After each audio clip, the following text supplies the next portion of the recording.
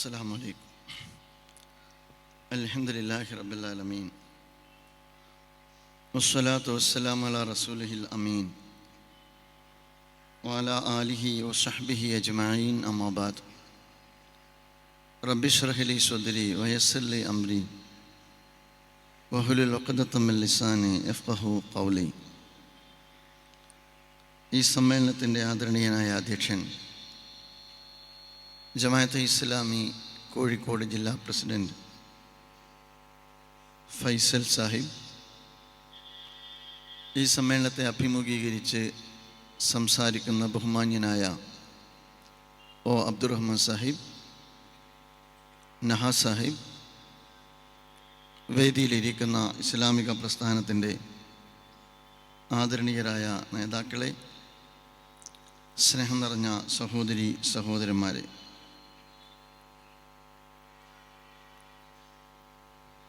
ജമാഅത്തെ ഇസ്ലാമിക്ക് പറയാനുള്ളത് എന്ന തലവാചകത്തോടു കൂടിയാണ് ഈ പൊതുസമ്മേളനം സംഘടിപ്പിച്ചിട്ടുള്ളത്. ജമാഅത്തെ ഇസ്ലാമിയെക്കുറിച്ച് ധാരാളം ആളുകൾ പറഞ്ഞുകൊണ്ടേയിരിക്കുമ്പോൾ ജമാഅത്തെ ഇസ്ലാമി തന്നെ ജമാഅത്തെ ഇസ്ലാമിയെക്കുറിച്ച് സമൂഹത്തോട് ഈ സന്ദർഭത്തിൽ സംവദിക്കേണ്ടതുണ്ട് എന്ന താല്പര്യത്തിൻ്റെ അടിസ്ഥാനത്തിലാണ് ഇത്തരമൊരു പൊതുസമ്മേളനം സംഘടിപ്പിച്ചിട്ടുള്ളത് എന്ന് നിങ്ങൾക്കറിയാം. നേരത്തെ ഇവിടെ പലരും സൂചിപ്പിച്ചതുപോലെ 7.5 പതിറ്റാണ്ട് കാലമായി ഇന്ത്യ രാജ്യത്ത് പ്രവർത്തിച്ചു കൊണ്ടിരിക്കുന്ന ഇസ്ലാമിക ആദർശ പ്രസ്ഥാനമാണ് ജമാഅത്തെ ഇസ്ലാമി.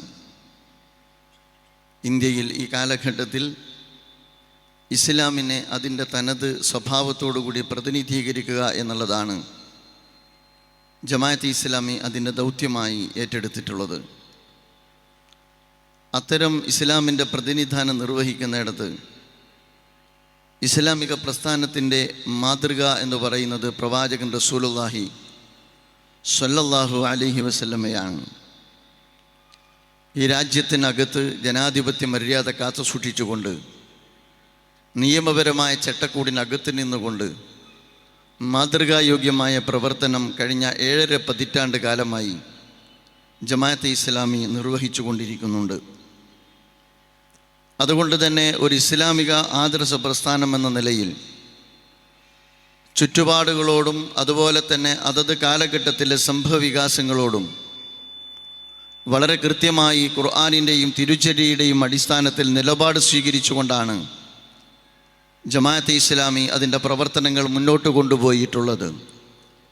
സമകാലിക ഇന്ത്യയിൽ ഇസ്ലാമിക പ്രസ്ഥാനം അതിൻ്റെ ആശയ പ്രചരണ രംഗത്ത് ഏറ്റവും പ്രാമുഖ്യം കൊടുക്കുന്നത് എന്തിന് എന്ന് ചോദിച്ചാൽ അത് അതിൻ്റെ ആശയത്തിൻ്റെ പ്രചരണത്തോടൊപ്പം തന്നെ ഈ കാലഘട്ടത്തിൽ അഭിമുഖീകരിക്കാൻ ആഗ്രഹിക്കുന്നത് ഈ രാജ്യം നേരിടുന്ന ഏറ്റവും വലിയ വെല്ലുവിളിയായ വംശീയതയെ തന്നെയാണ്. ജമാഅത്തെ ഇസ്ലാമിയുടെ ശത്രു എന്ന് പറയുന്നത് ഈ രാജ്യത്തെ ജനവിഭാഗമല്ല, ഈ രാജ്യത്ത് ജനവിരുദ്ധമായ ആശയങ്ങളാണ്. അതുകൊണ്ട് തന്നെ ഈ കാലഘട്ടത്തിലെ ജനതയുടെ ഏറ്റവും വലിയ രാജ്യവിരുദ്ധവും ജനവിരുദ്ധവുമായ ആശയം ഏത് എന്ന് ചോദിച്ചാൽ നമുക്കിടയിൽ അഭിപ്രായാന്തരമില്ലാതെ പറയാൻ കഴിയുന്ന കാര്യമാണ് ഈ രാജ്യത്ത് ഈ കാലഘട്ടത്തിലെ ഏറ്റവും വലിയ വെല്ലുവിളി എന്ന് പറയുന്നത് വംശീയതയാണ്. വംശീയത എന്ന് പറയുന്നത് വംശവിശുദ്ധിയിൽ അധിഷ്ഠിതമായൊരു കാഴ്ചപ്പാടാണ്. ഒരു ഏകശിലാ സമൂഹത്തിൻ്റെ രൂപീകരണം ആഗ്രഹിക്കുന്ന ഒരു ദർശനമാണ്. അത് രാജ്യത്ത് ഇന്ന് ഭരണഘടനാ രൂപമാണ്. അതുകൊണ്ട് തന്നെ അതിൻ്റെ പ്രതിയോഗികൾ എന്ന് പറയുന്നത് ഈ രാജ്യത്തെ മനുഷ്യരാണ്. അതിൽ മുസ്ലിം സമൂഹം 1-ാം സ്ഥാനത്തുണ്ട്. അതുപോലെ തന്നെ കമ്മ്യൂണിസ്റ്റുകളുണ്ട്, ക്രിസ്ത്യാനികളുണ്ട്. ഇത് നമുക്കെല്ലാവർക്കും അറിവുള്ള കാര്യമാണ്. അതുകൊണ്ട് തന്നെ കുറച്ച് കാലങ്ങളായി സംഘപരിവാർ ഭരണകൂടത്തിൻ്റെ ഭാഗത്ത് നിന്ന് ഒരു ജനവിഭാഗത്തോടുള്ള വംശീയമായ വിദ്വേഷത്തിൻ്റെ അടിസ്ഥാനത്തിൽ ആ ജനവിഭാഗത്തിൻ്റെ വംശീയമായ ഉന്മൂലനം ലക്ഷ്യം വെച്ചുകൊണ്ടുള്ള നിരവധി പദ്ധതികളാണ് രൂപപ്പെട്ടുകൊണ്ടിരിക്കുന്നത് എന്ന് നിങ്ങൾക്ക് കാണാം. അതാണ് നാം NRCയിലൂടെ ഇന്ത്യ രാജ്യം കണ്ടത്. അതുപോലെ തന്നെ UCC യൂണിഫോം സിവിൽ കോഡുമായി ബന്ധപ്പെട്ട നീക്കങ്ങളിലൂടെ നമ്മൾ അനുഭവിച്ചു കൊണ്ടിരിക്കുന്നത്. ഏറ്റവും അവസാനം വഖഫുമായി ബന്ധപ്പെട്ട ഭേദഗതി ബില്ലും ഒരു കമ്മ്യൂണിറ്റിയെ സംബന്ധിച്ചിടത്തോളം ആ കമ്മ്യൂണിറ്റിയുടെ ഭരണഘടനാപരമായ അവകാശങ്ങൾ കവർന്നെടുക്കാനുള്ള ഭരണകൂട നീക്കത്തിൻ്റെ ഭാഗമാണ്. നാം ജീവിച്ചു പോന്ന നാൾ വഴികളെ മായ്ച്ചു കളയുക, നാം ഈ രാജ്യത്ത് നിർവഹിച്ച സംഭാവനകളെ ഏതാണ്ട് ഇല്ലായ്മ ചെയ്യുക എന്നതാണ് വംശീയ ഭരണകൂടം ഈ രാജ്യത്ത് നിർവഹിച്ചു കൊണ്ടേയിരിക്കുന്നത്. വിദ്യാഭ്യാസ രംഗത്ത് വളർന്നുകൊണ്ടിരിക്കുന്ന മാറ്റം അതിൻ്റെ ഭാഗമാണ്. ചരിത്രത്തെ വെട്ടിമാറ്റിക്കൊണ്ട് അവർക്കനുഗുണമായ ഒരു ചരിത്രത്തെ രൂപപ്പെടുത്തുക എന്നുള്ളതാണ് സംഘപരിവാർ ഈ രാജ്യത്ത് ചെയ്തുകൊണ്ടിരിക്കുന്നത്. മാത്രമല്ല, മുസ്ലിം സമൂഹം ജീവിച്ചു പോകുന്ന നാൾവഴികളുടെ ഒരുപാട് അടയാളക്കുറികൾ നമ്മുടെ രാജ്യത്തുണ്ട് എന്ന് നിങ്ങൾക്കറിയാം. അതുകൊണ്ട് തന്നെ ഉത്തരേന്ത്യൻ സംസ്ഥാനങ്ങളിൽ നമ്മൾ കണ്ടുകൊണ്ടിരിക്കുന്നത് സ്ഥലനാമങ്ങൾ വരെ മാറ്റിക്കൊണ്ടിരിക്കുന്ന ഭരണകൂട രീതികളാണ്. മാത്രമല്ല, ബാബരി മസ്ജിദിന് ശേഷം നമ്മളൊക്കെ ആഗ്രഹിച്ചത് എന്താണ്? ബാബരി മസ്ജിദ് എന്ന് പറയുന്നത് ഒരു ജനതയോടുള്ള അനീതിയാണ്. ബാബരി മസ്ജിദ് യഥാസ്ഥാനത്ത് തന്നെ പുനഃസ്ഥാപിക്കുക എന്നതാണ് ഒരു ജനതയോടുള്ള നീതി, മതേതരത്വത്തോടുള്ള നീതി. പക്ഷേ അന്ന് ബാബരി മസ്ജിദിൻ്റെ ധ്വംസനത്തിന് ശേഷം ഈ രാജ്യത്തെ നിയമവ്യവസ്ഥയെ മുന്നിൽ വെച്ചുകൊണ്ട് നമ്മുടെ രാജ്യത്തിൻ്റെ നീതിപീഠത്തിൻ്റെ ഭാഗത്തിൽ നിന്ന് തന്നെ വന്ന പരാമർശം ബാബരി മസ്ജിദ് ഈ ചരിത്രത്തിലെ അവസാനത്തേതാണ്, അല്ലെങ്കിൽ ഈ നാൾ വഴിയിലെ അവസാനത്തെ കയ്യേറ്റമാണ്. 1991 നിയമമനുസരിച്ച് കൊണ്ട് രാജ്യത്ത് ഇനി ഒരാരാധനാലയവും ആക്രമിക്കാൻ പാടില്ല എന്നുള്ളതായിരുന്നു. മാത്രമല്ല, രാജ്യത്തെ സംബന്ധിച്ചിടത്തോളം ഭരണകൂടത്തിൻ്റെ നേതൃത്വത്തിൽ സംഘപരിവാർ അവകാശവാദം ഉന്നയിച്ചു കൊണ്ടിരിക്കുന്ന മസ്ജിദുകൾ വരെ 1947 സ്റ്റാറ്റസ് കോ അനുസരിച്ച് മുസ്ലിം കമ്മ്യൂണിറ്റിക്ക് വേണ്ടി പ്രൊട്ടക്റ്റ് ചെയ്യാൻ പറ്റുന്ന നിയമ സംവിധാനമാണ്, നിയമസുരക്ഷയാണ് 1991 ആരാധനാലയ നിയമം എന്ന് പറയുന്നത്. നിങ്ങൾ ആലോചിച്ചു നോക്കൂ. അതിനുശേഷം മഹ്റോളി മസ്ജിദ് എന്ന് പറയുന്ന വഖഫ് സ്വത്ത് മദ്രസയും മസ്ജിദും ബുൾഡോസർ ഉപയോഗിച്ച് തകർക്കപ്പെട്ടതിന് ഇന്ത്യ സാക്ഷിയാണ്. അതുപോലെ തന്നെ 14,000-ഓളം ആളുകൾ ജുമുഅ നമസ്കരിക്കുന്ന, നിരവധി ആളുകൾ ജമാഅത്ത് നമസ്കരിക്കുന്ന ഏതാണ്ട് 800 വർഷത്തോളം പഴക്കമുള്ള ഗ്യാൻവാപ്പി മസ്ജിദ് പൂജയ്ക്ക് അനുമതി കൊടുത്തത് നമ്മുടെ രാജ്യത്തിൻ്റെ തന്നെ നീതിപീഠത്തിൻ്റെ അനുവാദത്തോടു കൂടിയാണ്. അത് കഴിഞ്ഞ് സമ്പൽ ഷാഹി ജുമാ മസ്ജിദുമായി ബന്ധപ്പെട്ട്, ഇതും 1526 നിർമ്മിക്കപ്പെട്ട മസ്ജിദാണ്. അതുമായി ബന്ധപ്പെട്ടും സർവേക്ക് അനുവാദം കൊടുക്കുകയും രണ്ടാമതും സർവേക്ക് വന്നപ്പോൾ ആ ജനത അവരുടെ ദൈവത്തിൻ്റെ മുമ്പിൽ, അള്ളാഹുവിൻ്റെ മുമ്പിൽ സുജൂദ് ചെയ്യാനുള്ള മസ്ജിദിന് നേരെ ജയ് ശ്രീറാം വിളിച്ചുകൊണ്ട് ഒരു ജനവിഭാഗം കടന്നു വന്നപ്പോൾ ജനാധിപത്യപരമായി അതിനോട് പ്രതിരോധിച്ചതിൻ്റെ പേരിൽ 6-7 ആളുകൾ രക്തസാക്ഷികളാകും വിധം വെടിവെച്ച് വീഴ്ത്തപ്പെട്ടത് നമ്മുടെ രാജ്യത്താണ്. ഞാൻ പറഞ്ഞുകൊണ്ടിരിക്കുന്നത് ഇങ്ങനെയുള്ള രാജ്യത്താണ് നാം ജീവിച്ചു കൊണ്ടിരിക്കുന്നത് എന്നുള്ളതാണ്. അതുകൊണ്ട് ഇന്ത്യ രാജ്യത്തെ സംബന്ധിച്ചിടത്തോളം രാജ്യത്തിൻ്റെ ബഹുസ്വരത നിലനിൽക്കാൻ ആഗ്രഹിക്കുന്ന, രാജ്യത്തിൻ്റെ ജനാധിപത്യ സംവിധാനം നിലനിൽക്കാൻ ആഗ്രഹിക്കുന്ന, രാജ്യത്തിൻ്റെ സാഹോദര്യവും സൗഹൃദവും നിലനിൽക്കണമെന്ന് ആഗ്രഹിക്കുന്ന ഏതൊരാളും ആഗ്രഹിക്കുക ഈ രാജ്യത്തെ സംബന്ധിച്ചിടത്തോളം വംശീയത കരുതി വരുത്തുക എന്നുള്ളത് തന്നെയാണ്. അതുകൊണ്ടാണ് ഞാൻ പറഞ്ഞത്, ജമാഅത്തെ ഇസ്ലാമിയെ സംബന്ധിച്ചിടത്തോളം അതിൻ്റെ പ്രവർത്തന മുഖം തിരിച്ചു വെക്കുക, ഈ രാജ്യത്തിൻ്റെ സാഹോദര്യം നിലനിർത്തുവാനും സൗഹൃദം നിലനിർത്തുവാനും സഹവർത്തിത്വം നിലനിർത്തുവാനും അത് തകർക്കുവാൻ വേണ്ടി ശ്രമിച്ചുകൊണ്ടിരിക്കുന്ന വംശീയതയെ ചെറുക്കുവാനുമാണ് എന്ന കാര്യത്തിൽ ഞങ്ങളെ സംബന്ധിച്ചിടത്തോളം യാതൊരു സംശയവുമില്ല. ഇവിടെ സ്വാഭാവികമായും CPIM-മായി ബന്ധപ്പെട്ട ചില വിമർശനങ്ങൾ ഇവിടെ നമ്മുടെയൊക്കെ മുമ്പിൽ വന്നുകൊണ്ടിരിക്കുന്നുണ്ട്. ജമാഅത്തെ ഇസ്ലാമിയുടെ മുഖ്യ പ്രതിയോഗിയല്ല CPIM എന്നുകൂടി സൂചിപ്പിക്കുവാൻ ഞാൻ ആഗ്രഹിക്കുകയാണ്.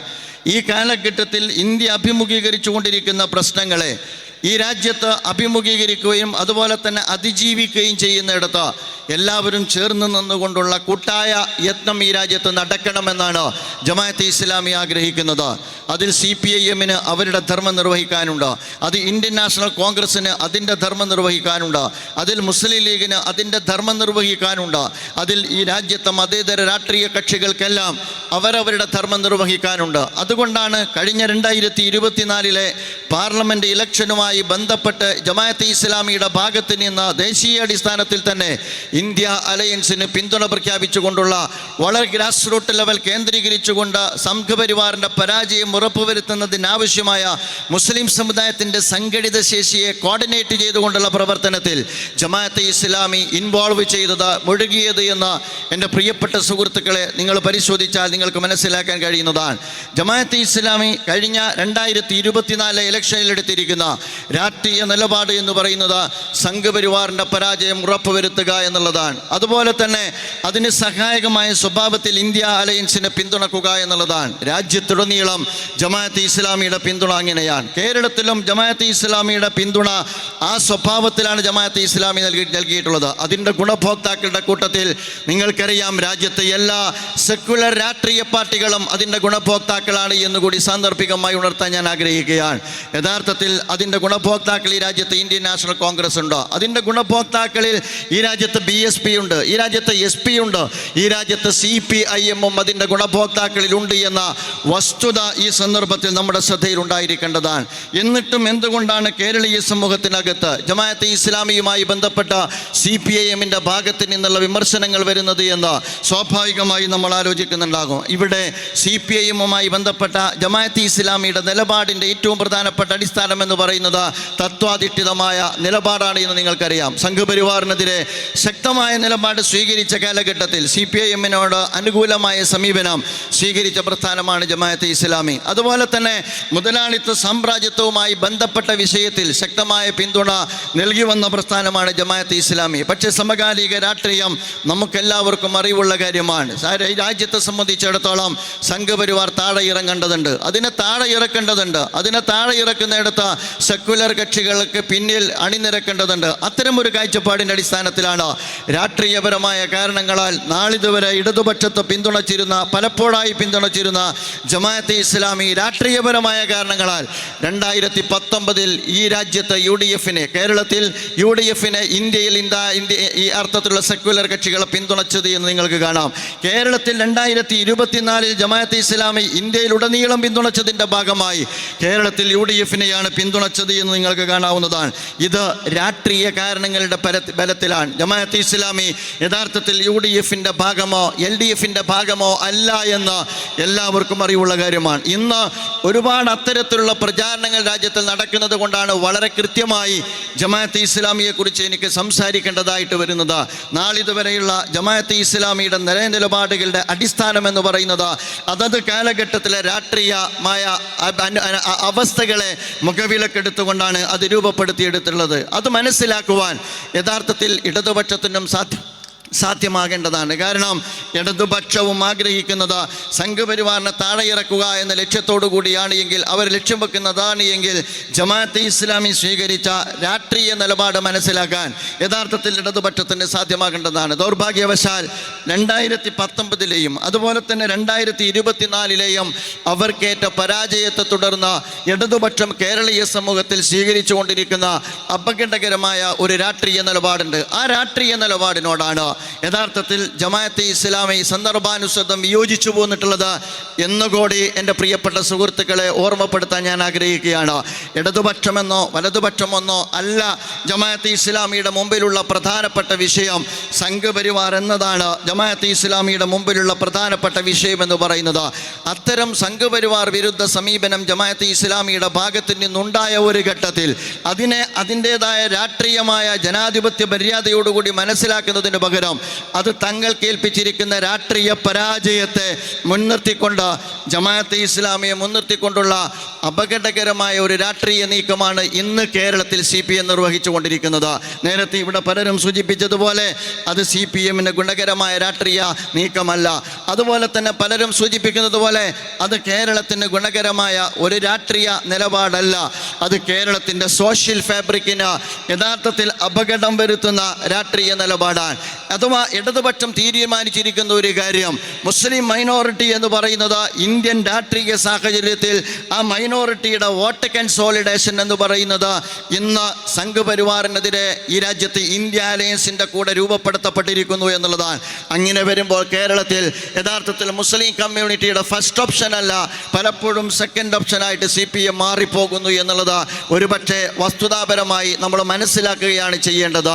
അതിനു പകരം അതൊരു യാഥാർത്ഥ്യമാണ് എന്ന് കാണുന്ന ഘട്ടത്തിൽ ഇടതുപക്ഷം സ്വീകരിക്കുന്ന സമീപനം എന്ന് പറയുന്നത് മുസ്ലിം കമ്മ്യൂണിറ്റിയെ ഒരു ഭാഗത്ത് അപരവൽക്കരിച്ചുകൊണ്ട് മറുഭാഗത്ത് ഹൈന്ദവ വോട്ടും അതുപോലെ തന്നെ ക്രൈസ്തവ വോട്ടും രൂപപ്പെടുത്തിയെടുക്കാനുള്ള അപകടകരമായൊരു സോഷ്യൽ എഞ്ചിനീയറിംഗ് ഈ രാജ്യത്ത് CPM-ൻ്റെ ഭാഗത്ത് നിന്നുണ്ടാകുന്നു എന്നുള്ളതാണ് ഞാൻ അപകടമാണ് എന്ന് സൂചിപ്പിക്കാനുള്ള പ്രധാനപ്പെട്ട കാരണം. ഭരിക്കുന്ന ഒരു കക്ഷിയാണ് യഥാർത്ഥത്തിൽ CPM എന്ന് പറയുന്നത്. ഈ കേരളം എന്ന് പറയുന്നത് മറ്റു പല സംസ്ഥാനങ്ങളിൽ നിന്ന് ഭിന്നമായ ഒരു സംസ്ഥാനമാണ്. അതുകൊണ്ട് കേരള സംസ്ഥാനത്തിനകത്ത് നിലനിൽക്കുന്ന മറ്റു സംസ്ഥാനങ്ങളില്ലാത്ത ഒരുപാട് ഗുണവിശേഷണങ്ങളുണ്ട്. ആ ഗുണവിശേഷണങ്ങളുടെ പാരമ്പര്യം കേരളത്തിലെ മതസാംസ്കാരിക സംഘടനകൾക്കും ഇടതുപക്ഷം ഉൾപ്പെടെയുള്ള രാജ്യത്തെ രാഷ്ട്രീയ പ്രസ്ഥാനങ്ങൾക്കും അവകാശപ്പെട്ടതാണ്. ഞാൻ അതിനെ നിരാകരിക്കുന്നില്ല. അപ്പോൾ ഇടതുപക്ഷം ഉൾപ്പെടെയുള്ള കേരളീയ സമൂഹം വളർത്തിയെടുത്ത സാഹോദര്യത്തിൻ്റെയും സഹവർത്തിത്വത്തിൻ്റെയും സൗഹൃദത്തിൻ്റെയും സാമൂഹ്യ അന്തരീക്ഷത്തിൻ്റെ കടക്കൽ കത്തിവെക്കുന്ന സമീപനം എന്തുകൊണ്ടാണ് ഇടതുപക്ഷത്തിൻ്റെ ഭാഗത്തു നിന്നുണ്ടാകുന്നത് എന്നതാണ് കേരളത്തിൽ പ്രബുദ്ധമായ കേരളീയ സമൂഹത്തിൽ നിന്ന് ഇന്ന് ഉയർന്നു വന്നുകൊണ്ടിരിക്കുന്ന ചോദ്യം എന്ന് ഒരിക്കൽ കൂടി ആവർത്തിക്കാൻ ഞാൻ ആഗ്രഹിക്കുകയാണ്. അഥവാ അധികാര രാഷ്ട്രീയത്തിലേക്ക് വീണ്ടും കടന്നു വരാൻ ഇത്തരത്തിലുള്ള വളരെ അപകടകരമായ ഒരു വഴിയാണ് സംഘപരിവാറിനെ പ്രീതിപ്പെടുത്തുന്ന അതേ നെറേറ്റീവുകൾ ഏറ്റെടുക്കുന്ന RSSനെ അപ്രസക്തമാക്കുന്ന അതുപോലെ തന്നെ BJPയെ കേരളീയ സമൂഹത്തിനകത്ത് എല്ലാ അർത്ഥത്തിലും അദൃശ്യമാക്കുന്ന അത്യന്തം അപകടകരമായ നിലപാട് പല വിഷയങ്ങളിലും ഇടതുപക്ഷം എടുക്കുന്നു എന്ന് പറയുന്നത് ഞാൻ പറയുക യഥാർത്ഥത്തിൽ ഇടതുപക്ഷത്തിൻ്റെ തന്നെ അവസാനത്തെ അല്ലെങ്കിൽ കുഴിവെട്ടുന്നതിന് സമാനമാണ് എന്ന് ഓർമ്മപ്പെടുത്തുവാൻ ഞാൻ ആഗ്രഹിക്കുകയാണ്. അതിൻ്റെ ഒരുപാട് അടയാളങ്ങൾ നിങ്ങൾക്ക് കാണാവുന്നതാണ്. നമുക്കറിയാം ഏറ്റവും അവസാനം മുനമ്പം വിഷയം നിങ്ങളുടെ മുമ്പിലുണ്ട്. എന്തുകൊണ്ടാണ് മുനമ്പം വിഷയം പരിഹരിക്കപ്പെടാത്തത് എന്ന് തുടങ്ങിയതാണ് മുനമ്പം വിഷയവുമായി ബന്ധപ്പെട്ട വിവാദം. എന്തുകൊണ്ടാണ് അതിലൊരു ബോൾഡായ സ്റ്റാൻഡ് ഗവൺമെൻറ് എടുക്കാത്തത്?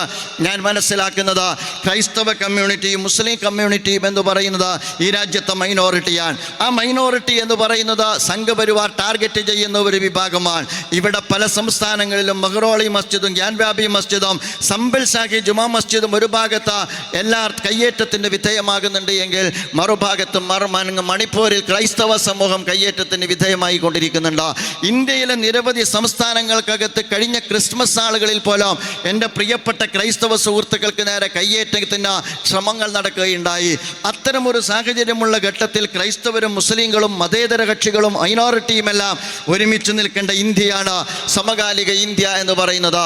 ഇതറിയാവുന്ന പ്രബുദ്ധതക്കുറവൊന്നും കേരളത്തിലെ CPM-ന് ഇല്ലാതെ പോയിട്ടില്ല എന്നാണ് ഞാൻ മനസ്സിലാക്കുന്നത്.